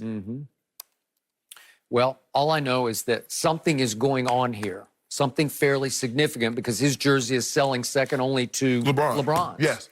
Wow. And I believe that's what it is, Skip. I believe that Skip. Now, we know there was pushback about people, like players kneeling during the anthem. There are some people, no matter what the cause was or is, because you're kneeling, I don't want to hear anything that you have to say. So he represents that. There's a part that, Skip, that any time that you go against the norm, you're a contrarian. I like, Skip, what do you think it is about the mask? Come on, Skip. You see what it is. Now, we know what the mask can do and how it can help shut this down. But now, here's the thing. If you wear the mask now, Skip, you're a patriot. You're very patriotic. You see what they did there, Skip? The tune changed. Yeah, you're patriotic. So now, see, we got to paint it a certain way. You put that on, you're a patriot. So now we get to determine, no. Well, there's an election coming up. Oh, okay. So somebody's only been a patriot twice since March, because I only seen him in a mask twice. So you only been a patriot twice. But that's none of my business, Skip. I don't even know why I brought it up. I see you in a mask every day. every day. None of your business. Every day we all wear a mask. I got one right here. Every day we walk to set. You got to do what you got to do. Let's get this thing under control. No mercy. Luka Dončić has already brushed off the rust, dropping a historic triple-double in an overtime win against the Kings yesterday. Luka had 34 points, 20 rebounds, 12 assists in the win. He is now the youngest player by over a year and a half to ever record a 30-point, 20-rebound triple-double in NBA history. And Shannon, you said this was another one of your guys. So how high is Luka's ceiling? Skip, look, and I told you this, Skip. I said I'm not saying he's Larry Bird, but as far as white players, he's the closest thing we've seen, Skip. I mean, you look at him, it's 5th in scoring, he's 3rd in assists, and he's getting you 9.5 boards. Now, you have to realize the other guy that's on this list with a 30-20 game is Oscar. So Oscar did it 4 times in over 2.5 months, but Oscar went 21. Now, you think about the great players. Oscar was 23. 23. So this is by far the youngest to go 30 plus, 20 plus, 10 plus. Right. Yeah, he's 21 and a half. Think about the great players that's been in this league at 21 years of age. LeBron James, Magic Johnson, Kobe Bryant. If I'm not mistaken, Jordan was 21 when he got into the league.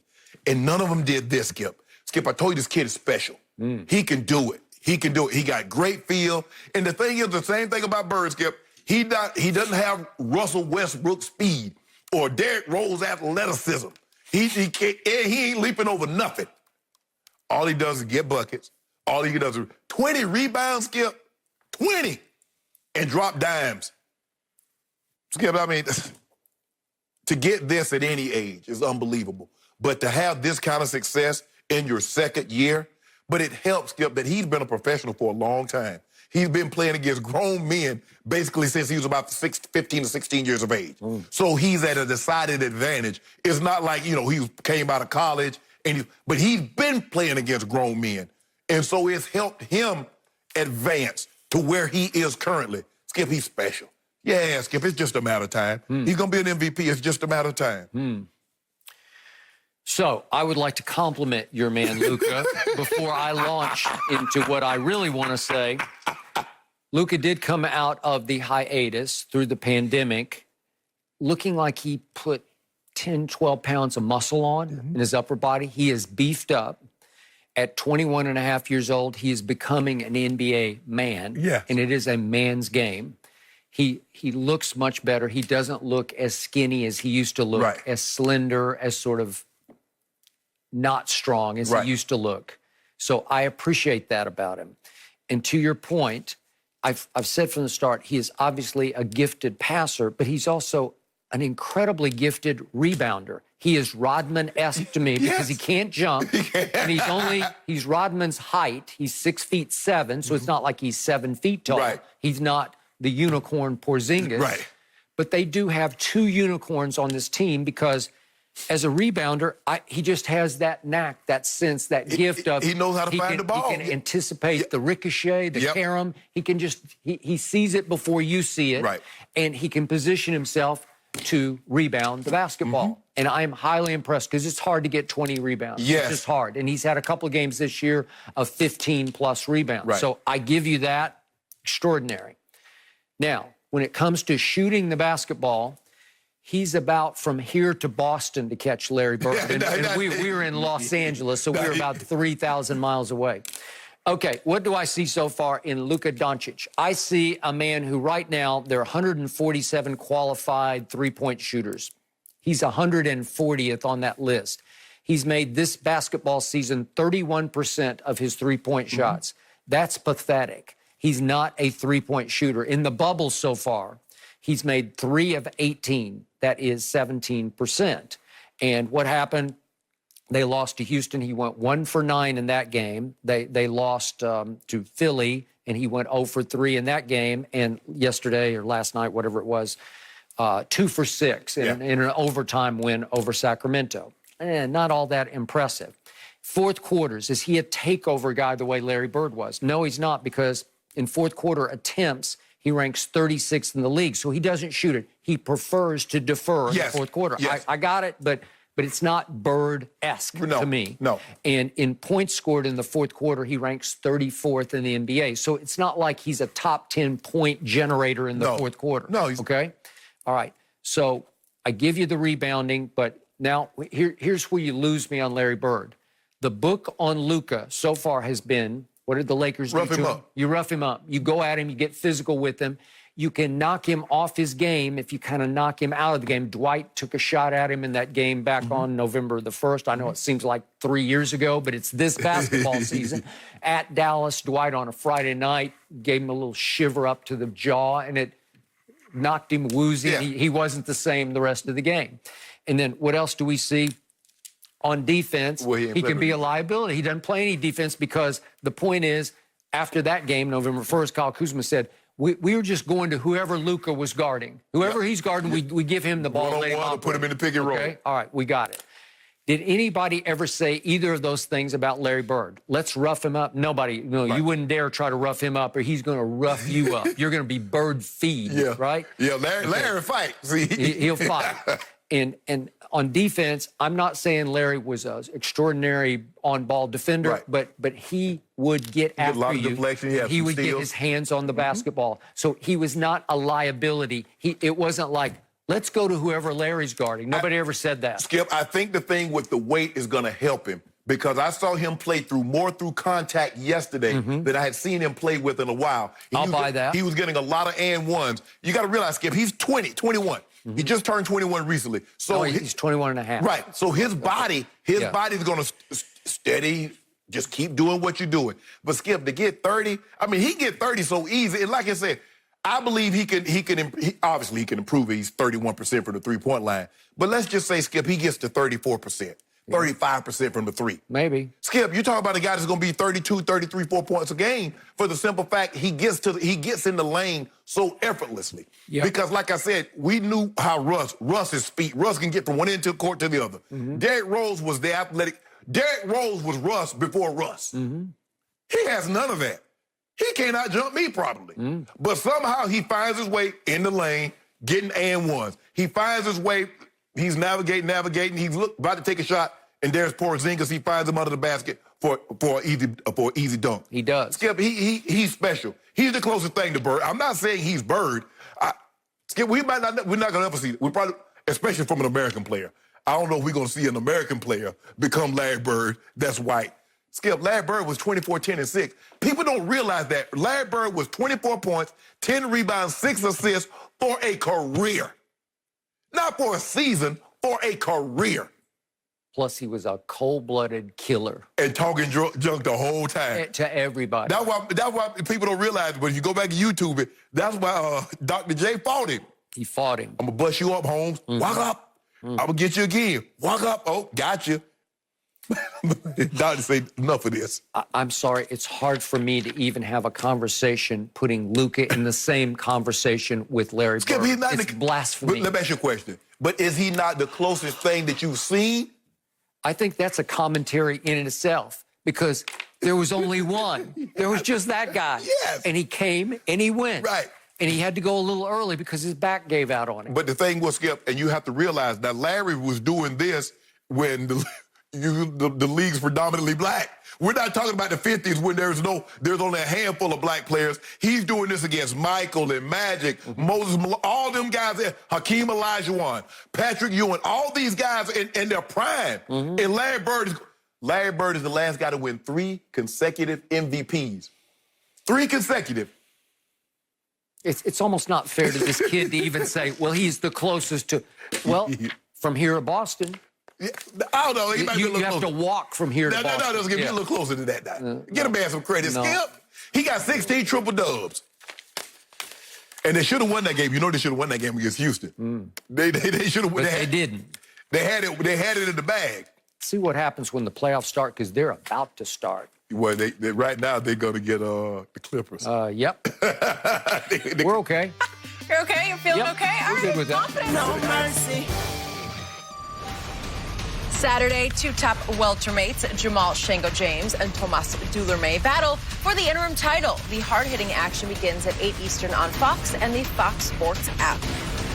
So Lou Williams made his return for the Clippers yesterday, but it didn't end with the result that Kawhi had hoped for. Devin Booker dropped 35 points and knocked down the game-winning fadeaway jumper over Kawhi and Paul George at the buzzer to give the Suns a 117-115 win. The Clippers now drop to 1-2 since the season has resumed. And Skip, I want to start with you. How bad of a loss is this for the Clippers? Not bad at all. All right. Oh, it's not bad, huh? Silly me. I actually gained faith in the Clippers yesterday. I loved how the Clippers competed in the second half. And you have to put it into your favorite word, context, because the Clippers in their previous outing had made a franchise record 25 three-point shots. That was 53% of those taken against the Pelicans. They led the Pelicans by 42 points late in the third quarter. They were ahead 41 points mid-fourth quarter. That's how bad of a rout, a blowout that was. So it was predictable that they would come out a little flat, a little uninspired against a Phoenix team that was an also-ran to even be included in the bubble. Yeah. Most people are going to take them a little bit lightly, although don't look now, but Phoenix has won all 3 of its games in the bubble and is the first to get to 3-0. So what predictably happened to the Clippers yesterday? They made only 8 of 29 threes. That was 27.6%. So they went from feast to famine from the three-point line because that's usually how it works. But did they do what the Lakers did against Toronto, which is wave that flag and say, we fold our tents, we give up, we go home, no mas? The Lakers got challenged by a team that doesn't have Kawhi Leonard anymore, but it is the defending champs. And they do have some grit and some toughness, especially in the defensive end. And all of a sudden, they were getting up into LeBron and AD. They were double-teaming poor old AD, and he said, I don't know how to do this. I could get LeBron, could you do this? And LeBron couldn't do this. So they had a 4-point lead with 10 minutes left in the game, and they got outscored by 19 points down the stretch because they said, we give up. No mas. the Clippers had every right to say no mas to the Phoenix Suns because the Suns are young and talented, and they're playing with nothing to lose and everything to gain for a Monty Williams, who is a fine man and a fine basketball coach, and he's got something cooking in Phoenix right now that is going to turn into a contender sooner than later. So all of a sudden, what happened? Kawhi said in the second half, enough of this. Oh, so why didn't he say it in the first half? Because it happens in the bubble where you're looking down the road and you say, well, here comes Dallas next, and then we got, you know, we got some legit teams coming up, and let's take our foot off the gas in the first half. But in the second half, he said, no, I'm not going to give up. I'm going to play my tail off. He made 7 of 11 shots. He scored 17 in the second half, and he brought them all the way back to what should have been a big V, as in victory. Not a dub, but a victory, because they overcame long odds. They were down 13, and all of a sudden it comes down to Kawhi with 30 seconds left, having to make 2 free throws to tie the game. And he clutched up because he's got clutch gene in him that LeBron doesn't have from the free throw line late in games. And he did something LeBron couldn't dream of doing. He ripped both those free throws. Then we come down to the other end. And what happened at the other end? They suffocate the Phoenix Suns. Rubio took a bad shot, and it's a big miss.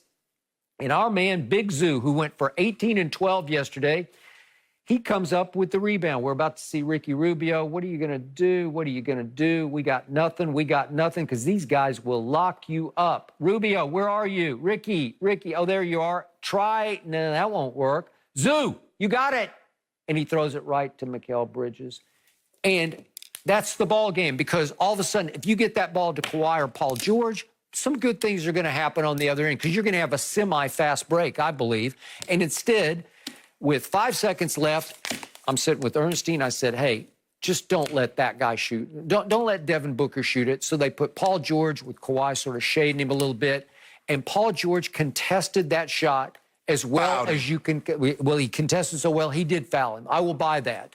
And he still swished it, because he will take and make the biggest shots. That's what he is best at. He is not Steph. He's not Clay. He's only a 36% three-point shooter. But at the end of games, he's beyond Steph. Well, first of all, Skip Bayless, I don't know why they put Paul George on him. Because in the history of the NBA, nobody has given up more game-winning shots than Paul George. Yeah, and every one of them are well contested, hotly contested. But it ain't working. Yeah. So just go ahead and get it. So maybe he's got bad mojo. Ain't no bad mojo. Yeah. But see, this is what the problem I have with you, Skip. The Suns, you like, they don't even have any business being down there, and they overlooked them. Why are you overlooking somebody? They playing. You call Kawhi Leonard and Paul George. You give all these excuses. Did they lose by 19? They lost. Skip, you know how this works. They lost by an all-time great last-second shot to lose by, what, 3 or 2? Was it 2? Skip, did they lose? We don't do moral victories here. We don't do, well, you I'm not taking a moral victory. You try to take one against the Lakers. We deserve one. So what I'm saying, Skip, you know what I'm saying? If you guys can't blow somebody out, if somebody make you play all 4 quarters, get you out to the deep, drag you out to the deep, I'm starting to see you guys can't swim as well as you pretend you can. Because everybody can swim in the pool, but very few people can swim in the ocean. Really? Yeah, that's what I'm starting to see. Huh, what happened on Christmas Day when LeBron was up by 7 with 3 minutes left? 7 with 3 minutes left, and way out in the deep, LeBron drowned. Whoa. He drowned. Hold on. That was the last criminal, right? Yep. Criminal day. So what last 2 times we played y'all? This season. Okay, what last 2 times we played y'all? What happened? Well, that was it. This season. Oh, this season. Yes. Oh, okay. Well, Avery Bradley happened. He made 6 threes in the 3rd game, the one before the hiatus. You see what you do, Skip? Okay, Avery Bradley had a good game, game 3. And we win the ball game. But you don't mention anything about Lou and Trez going bonkers in the 3rd and 4th quarter of the first 2 games. You don't even mention that. You talk about Kawhi. Thank you for bringing it up, because they weren't here in the first bubble game, right? That's why it was a moral victory. Wait, hello. We don't have Avery Bradley. We don't have Avery Bradley. I thought he was just a bit part. You see, now he's just a bit part. But y'all need Trez because he's Olajuwon. Y'all need Lou Will. Because he's Steph Curry. He's the closer. Hold on. How you have 2 closers?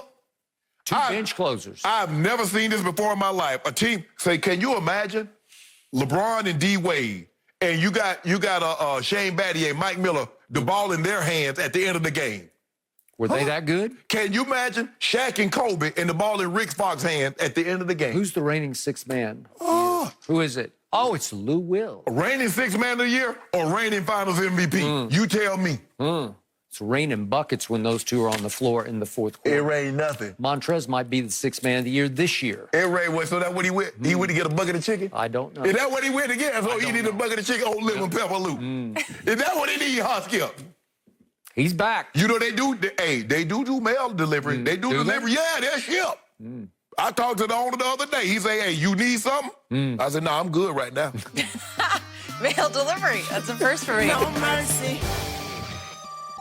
LeBron and the Lakers clinched the #1 seed in the West earlier this week, something LeBron said that most people thought he couldn't do, but he has proved his doubters wrong. And joining us now is the legendary Michael Rapaport, who might have a few things to say about it. Mike, so good to have you. How much do you believe in the Lakers to win it all?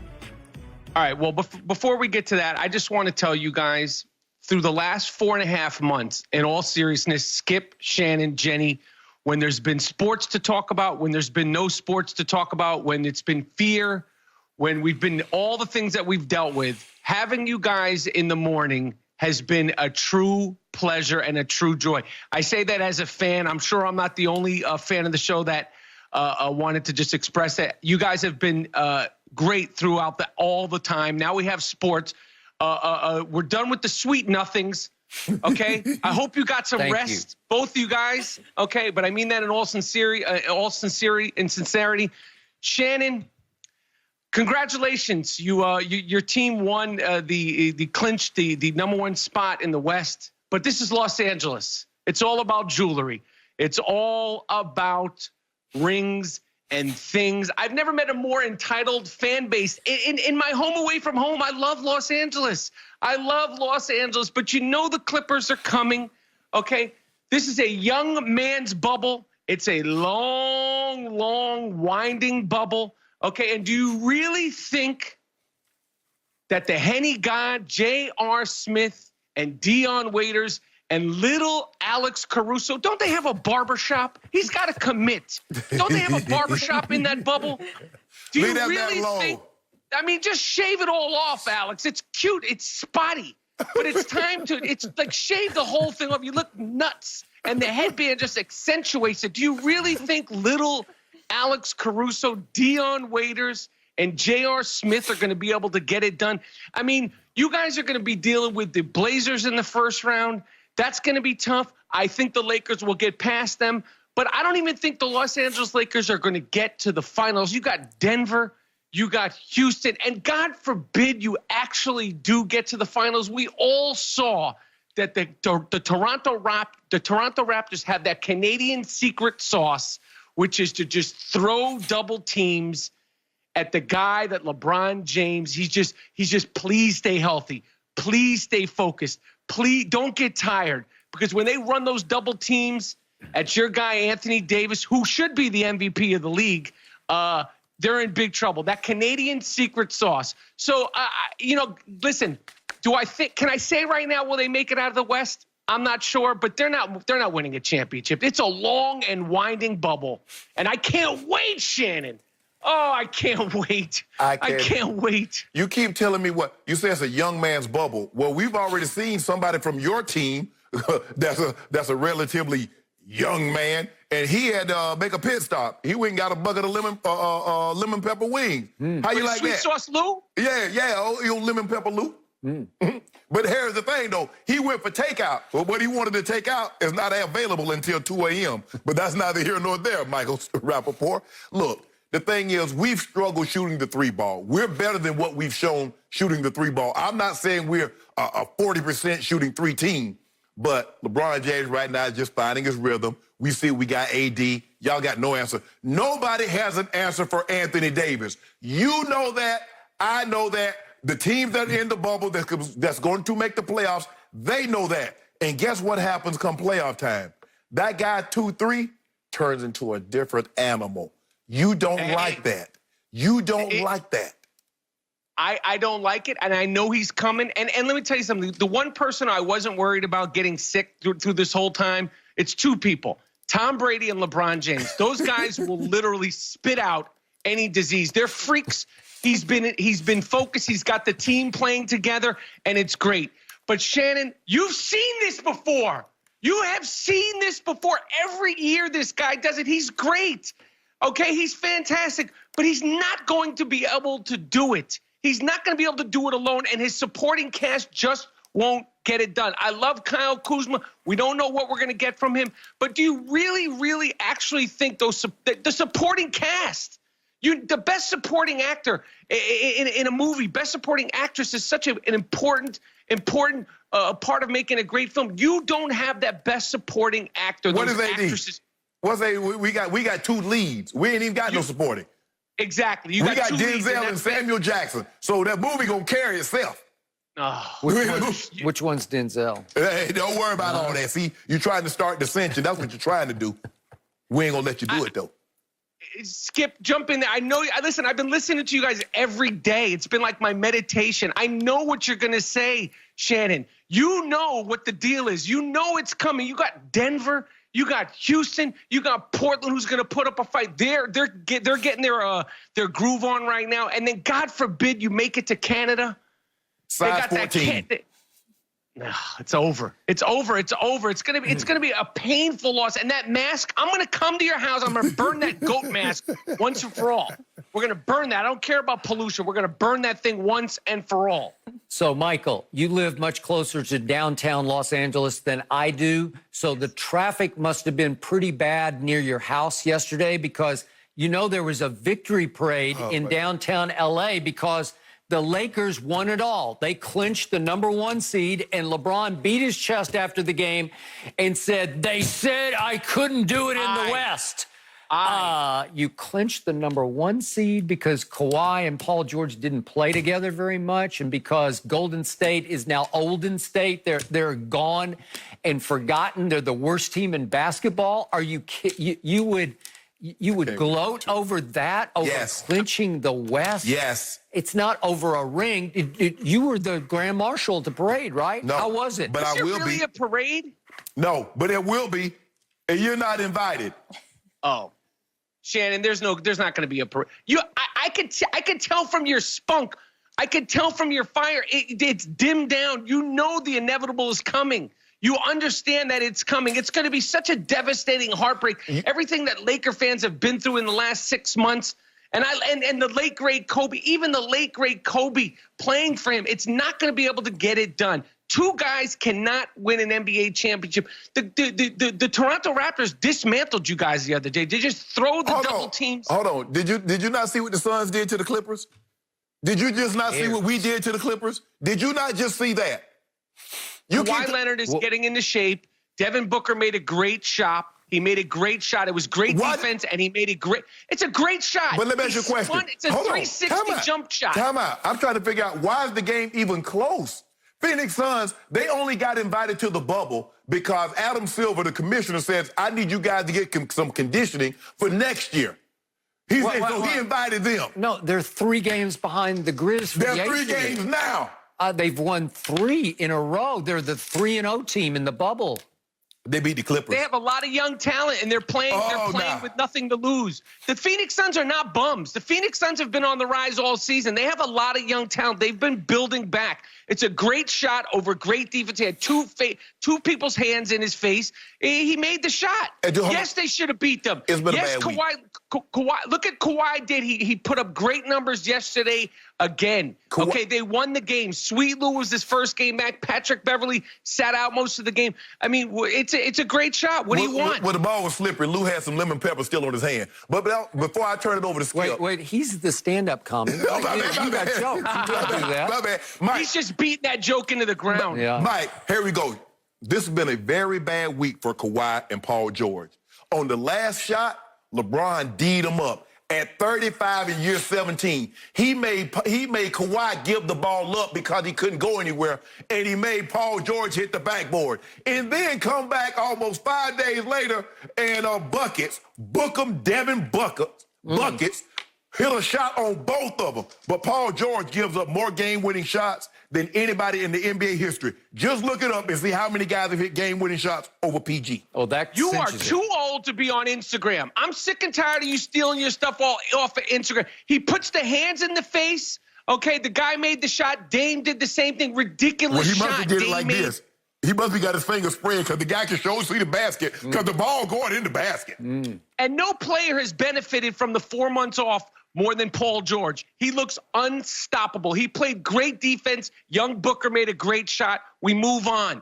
Okay, we move on. I'm glad you guys are peaking now. The Clippers are not peaking right now. We're not peaking They're at going all. Up the hit. Yes, you are. Yes, you are. You guys came in, and you knew LeBron was going to do that. You came in. He's got the battery in Anthony Davis's back. He's playing good. LeBron is playing as good as he could possibly play at this age, at this point in his career. And that's fantastic. But can he do? We're talking about October. Okay, we're talking about Halloween masks and stuff, like Halloween fun, like, dressing up. That's a long, long ways away, my friend. A long ways away. And you got a lot of people to go through in the West. So, lot of people. Explain this to me. Anthony Davis, the co-star, what is he, the co-lead to this show? Yep. In 4 fourth quarters against the Clippers this year, he has attempted a grand total of 9 shots. He took 14 shots in the first quarter against Utah. It seems like in the big games with the brightest lights, including the fourth quarter of the Toronto game when he took only 1 shot, it seems like AD stands for all done. All done in the fourth quarter. Okay. Can you really lean on that guy with low winners intangibles that he brought from New Orleans to help you win a championship in Los Angeles? I don't think so. I do. I agree. What have we don't know what Anthony Davis is going to do when the sweat starts dripping and things get real. We haven't seen it. He may do one thing, he may not do another thing, and there's going to be plenty of situations that he's never been in. True. He's never been in these deep waters. We're talking about the Pacific Ocean. We're talking about the Atlantic Ocean. We're talking about pools, 30-foot pools. He's never been in there, Shannon. What is he going to do? We know that J.R. Smith and Dion Waiters, you listen, they'll have their moments, but you know when it gets rocky and you can't. If you don't mind, is LeBron really going to give the ball to J.R. Smith? If you don't mind me asking, other than Kawhi Leonard, who on the Clippers have been to the NBA Finals? Who's gone to that deep water that you speak of? Who swam in that ocean that you speak of so eloquently? Doc Rivers. How about that? Doc Rivers. Yeah. We know that Sweet Lou. We know that Sweet Lou is ice water in his vein. We know Patrick Beverly. There's nothing that's going to shake him off. Okay? You know the deal. You know the deal, Shannon. We got the greatest swimmer next to Phelps when it comes to basketball in deep waters there is. That's Go James. Now, does he know how to swim? Does he know how to go in the Pacific Ocean that you speak of? Can he get out of there? Can he drag people out there and finish them off, Michael Rapaport? Oh, no, he could drag people out there, and there's going to be bodies being washed up to shore, my friend. That's dangerous. And you think that if the game is on the line, after what happened in Golden State, that he's going to be comfortable passing the ball to J.R. J.R. is not going to even be in the game. Stop. You don't know that. Hopefully he's not in the game. Of course he won't even be in the game. But Dion Waiters or little Al Caruso? Are you sure Sweet Lou going to be in the bubble? Are you sure? Listen, I'm telling you right now, the Clippers, they're forming. They're coming together. They're going to do it. They got their guy. Lou Williams is the dog, the mouthpiece of that team. Why? Okay? Why would you got Kawhi Leonard? Why would you got Kawhi Leonard, a 2-time Finals MVP, a 2-time Defensive Player of the Year, Paul George, who finished 3rd in the MVP voting, and your 6th man is your guy? He's the closer. I'm not saying about guy. I'm talking about the heart. I'm talking about the grit. I'm talking about the vocal leader in the locker room. It is Sweet Lou Williams. He made a mistake. You don't think he wants to redeem you think that was fun being in quarantine after being in quarantine for 10 days for getting some chicken wings? Come on. Oh, that's what he was getting? That's what he was getting? Or strips. Maybe he was getting vegetarian chicken wings. But it doesn't matter. The Clippers they're going to start forming. There's a week to go in these regular season games, and the Lakers are not winning a championship. And when they don't win a championship, I'm coming over there, and we're burning stuff. We're burning masks. We're burning sneakers. We're shutting it down because it's over. Let me ask you a finished. question. So while the Clippers are forming, what are the Lakers going to be doing in the meantime? Listen, they're peaking right now. And you know what's so interesting? So interesting, because we all know there is no I in team. But once LeBron clinched the number 1 seed, they thought I couldn't do it. It's always I when it's convenient, but it's we, Mr. Team Guy. Whoa. But you don't never say the team when he loses. You say LeBron James lost. You don't never say, whoa, so why can't he say when they win? Why can't he say I? When they lose, you say he. I'm trying to figure it out. Okay, the great James Brown, I believe he said, let me get this right. You got to pay the cost to be the boss. Yes. I think the great James Brown said that, okay? It comes with the territory, Shannon. But there's another. It comes with the territory. But there's another. Why does this guy say I when you didn't win the championship? Anthony Davis brought you to the promised land. Hold on, time out. But there's another song by James Brown. He said, "Try me." You better try Go James. You better come on, Mike. I got one more seat on this bus. I got one seat, and I'm saving it for a good friend of mine. You want it? Shannon. Okay, forget you then. I'm closing the door. What's the bets that you guys have on this? I cannot wait. I cannot wait till this guy and these Lakers get bumped out. It's going to be. He tried every single trick in the book. He brought in friends, new friends, old friends. He relates people he hadn't spoke to, all to try to get this done. It's not going to happen. What did the Clippers do? Listen, the Clippers are the least of your problems at this point. I mean, you got a long and winding road. Kawhi broke up Paul George and Russ. Russ had a big old blowout bash. Brought him back and doing the 4th of July. Had him on stage, and he go behind Russ back, meet in secrecy out there in Westlake. Now he had to talk about, Russ and I talked. No, you didn't. You didn't tell Russ nothing. I love that you're doubting. I love that you're doubting Kawhi Leonard because he stopped him on one play. You know when it comes to deep waters, ice cold. Kawhi Leonard, he's gonna keep. Listen. He looks a smidge slow than he has, but you cannot doubt Kawhi Leonard. You know he's gonna show up. He showed up every time. He's kryptonite. He broke his back in Miami. You are so high on him right now, and Skip is just smiling, grinning there. Mike, it is so good to have you back with us. No mercy.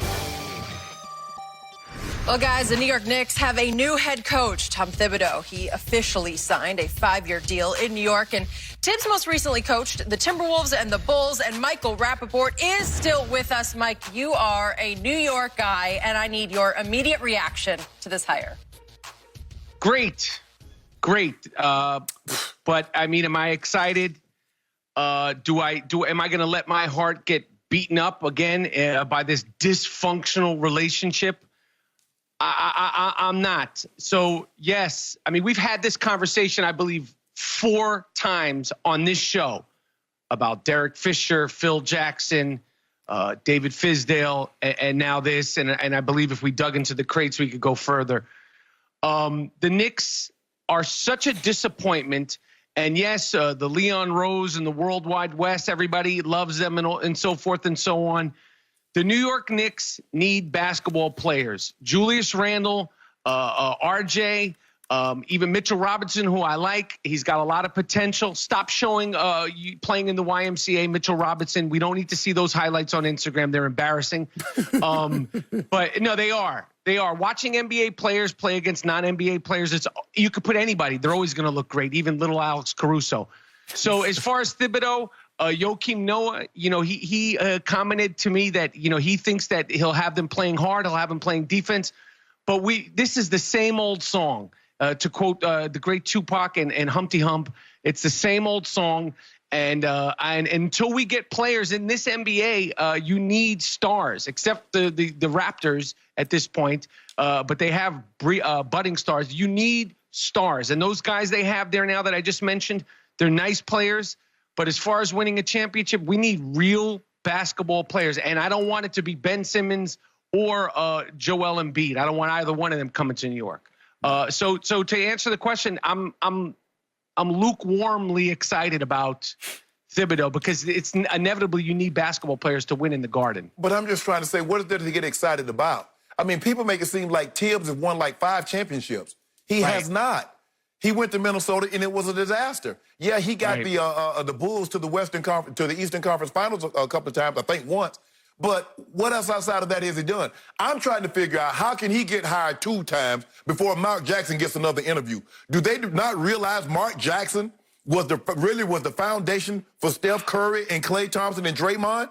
He gets no credit for that.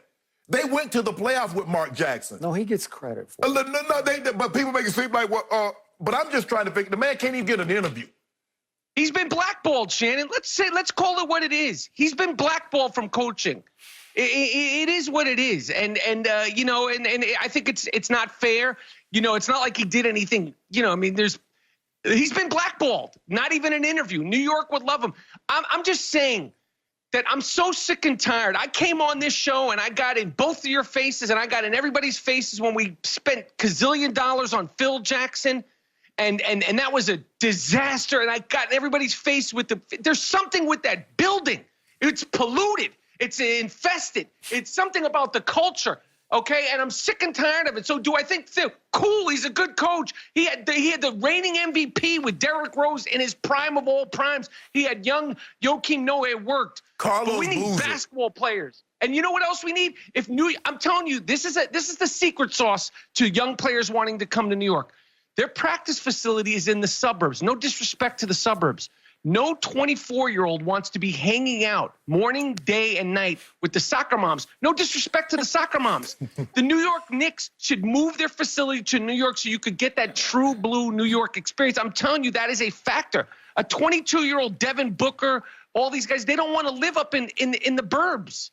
It's a problem. So listen, I'm ride or die for the Knicks.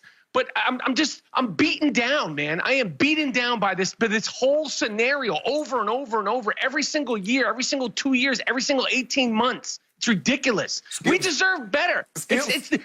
We're almost famous arena. Mike, Skip Bayless said the Knicks' hopes died when Kyrie and Kevin Durant signed with the Nets. That was your only chance to salvage something over the next 5 years. You missed out on KD and Kyrie. It's kaput. So, Michael, let's spare you any more pain on your Knicks. Let's talk in some way about your Giants, who once upon a time managed somehow to beat the great Tom Brady, the GOAT, twice in Super Bowls. And now he is gone from New England. He is in Tampa Bay. And we want to know, before we let you go, what shot do you give Tom Brady to win yet another Super Bowl down in Tampa Bay?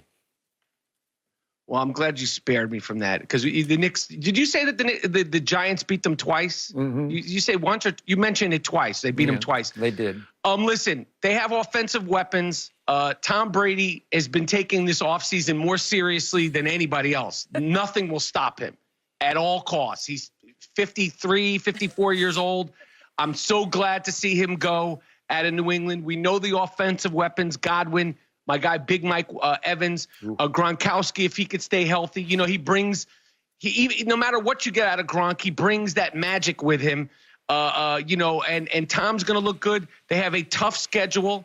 It gets a little easier, but, starting off with the Saints, the Panthers, the Broncos, the Chargers, the Bears, and the Packers, it's going to be tough. But it's too hard to say whether or not they can win the Super Bowl. Get to the Super Bowl. I'm more concerned about their defense than I am their offense. But I'm excited. I'm glad to see them go. I can't wait to see a New England, try to rebuild with Cam Newton. That'll be fun. But the party's over in New England. The party's over in New England. But I think Tom Brady and those guys, they're going to be a major issue. But it's a tough division. And it's a tough schedule to start off with. But if anybody could do it, it's Tom Brady. Thank you. Hold on. Did you say, Tom, nobody's taking this more serious than Tom Brady? I've seen more Tom Brady on my phone than I've seen Netflix. All he does is post. All he does is have these little... Showing you. Yeah, showing me what? Yo, he looks... Listen, how do you turn me, Michael Rapaport, into a Tom Brady apologist? He's showing the world, number one, nothing can touch me. Number two, listen, he's gotten fined. He's gotten reprimanded. He's been playing. He's not... He's not going anywhere. He's been ahead of the curve with the Instagram and the Facebook and all that stuff. Tom Brady is coming to play football. He's got a tan. The cheekbones are popping. The chin thing is popping. Yeah, color me curious about that. I mean, he might have spent a little time in Beverly Hills, but that's not the hero I'm sure he did. But he's coming to play. He's on a mission. He knows his window is tiny. They're going to be a tough thing. And like I said, Gronkowski being there. Listen, whatever we could get out of Gronkowski is as much as he can stay healthy. Hold on, did you just say we? Yeah. Did you just say we? I've converted him. Hold on. A diehard Giants fan, diehard Knicks. He loves everything New York. And now you're talking about we, Tampa Bay. Tom Brady, Gronk is a we now. It's the story. I like the story. Bill Belichick was the one I've always had the problem with. Tom Brady, he's fantastic, and I like the story of it. The story of it's going to be great. I would like nothing more for them to be successful. Big Mike Evans, I consider him a family member, okay, because of what he's done for me in fantasy sports, but that's neither here nor there. Listen, I mean, what are you counting them out, Shannon? You want to make another bet on that already? You want to make a bet on that? But what about the guy that was throwing the Nerf footballs? What role did he play in this scandal? Who? The guy that was throwing the Nerf footballs. Oh, he did. He didn't know nothing. He's just showing up. What is he going to do? He don't know nothing about nothing. Yeah, that's that New York. I know nothing. I speak nothing. I see nothing. What do I know? I just show up here. I just work here. I don't know nothing about nothing. Exactly. They give me the football. I throw it. Some's got more air. Some got a little air. I don't know nothing about nothing. What am I doing here? Michael, my man across the table is scared to death that every Monday this football season, he's going to have to come sit in that chair and see me gloat about Tampa Bay. He's going to have to eat that fried crow that he loves so much because it's happening. This team is going to a Super Bowl that happens to be scheduled for Tampa Bay's home stadium. No team has ever made it to a home stadium Super Bowl. This one will. And they still haven't, and they still won't.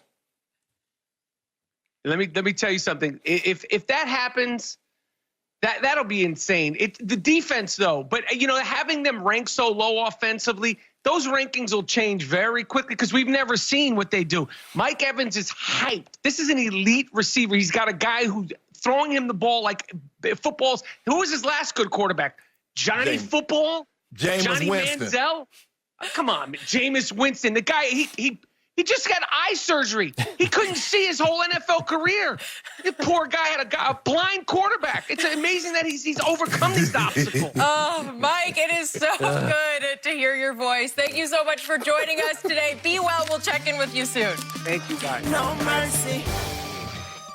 WNBA players are taking a strong stance against Atlanta Dream co-owner and Georgia Senator Kelly Loeffler by wearing shirts that say, "Vote Warnock." Raphael Warnock is running against Loeffler in the Georgia Senate race. And Loeffler has been vocal about her opposition to the league supporting the Black Lives Matter movement. So, Shannon, what was your reaction when you saw this? I loved it. She's upset, as Jenny mentioned, Raphael Warnock, he's a minister. He eulogized the great civil rights protester, John Lewis.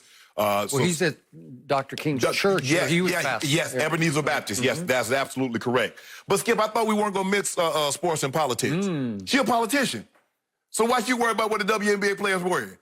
So they're not entitled to that. I thought the First Amendment was great. So they're not entitled, their First Amendment, their free speech, to wear a T-shirt because I guess she thinks because she's a WNBA owner, the players should, no matter what, side with her. Okay, they're entitled to vote for whoever they want to, and they think it'd be best to vote Mr. Warnock for the U.S. Senate seat. So what's the problem, Skip? I'm with you. I'm always a little uncomfortable when politics seep into sports, but Kelly Loeffler started it because clearly she was appealing to the segment of the voters who are not down with Black Lives Matter. Correct. And so she wanted to establish herself as, I don't like it. I am against it for reasons X, Y, and Z. It was nothing but a political campaign attempt on her part. Correct. And I loved it that these players, this was clever. It was. This was powerful. It really was. It was potent. Yes. To say, kaboom, we got you. Right. We got you back. Not just vote Warnock. But, Skip, the thing is about the WNBA players, Skip, they've always been on the front lines of this. Maya Moore gave up her career for family and ministry, and then she later got a man that was falsely imprisoned for over 22 years, and she still has not returned. I don't know what Ms. Loeffler thought she was getting in, but the WNBA players, they've always been at the forefront of all these rights. So everything that they stand for is diametrically opposed to what she's about. That is true. So she should just like, you know what, enough of this. She talking about the cancel culture, but you're in the wrong business if you're not. I don't think she wants to even be in the business. She just used it as her platform. Yes. Way to go, WNBA. It was powerful. It was. A lot of people talking about it today. That is it for Undisputed. Good stuff today, guys. It's good to have Rapaport with us as well. We're back same time tomorrow morning at 9:30 a.m. Eastern. Have a good day, guys.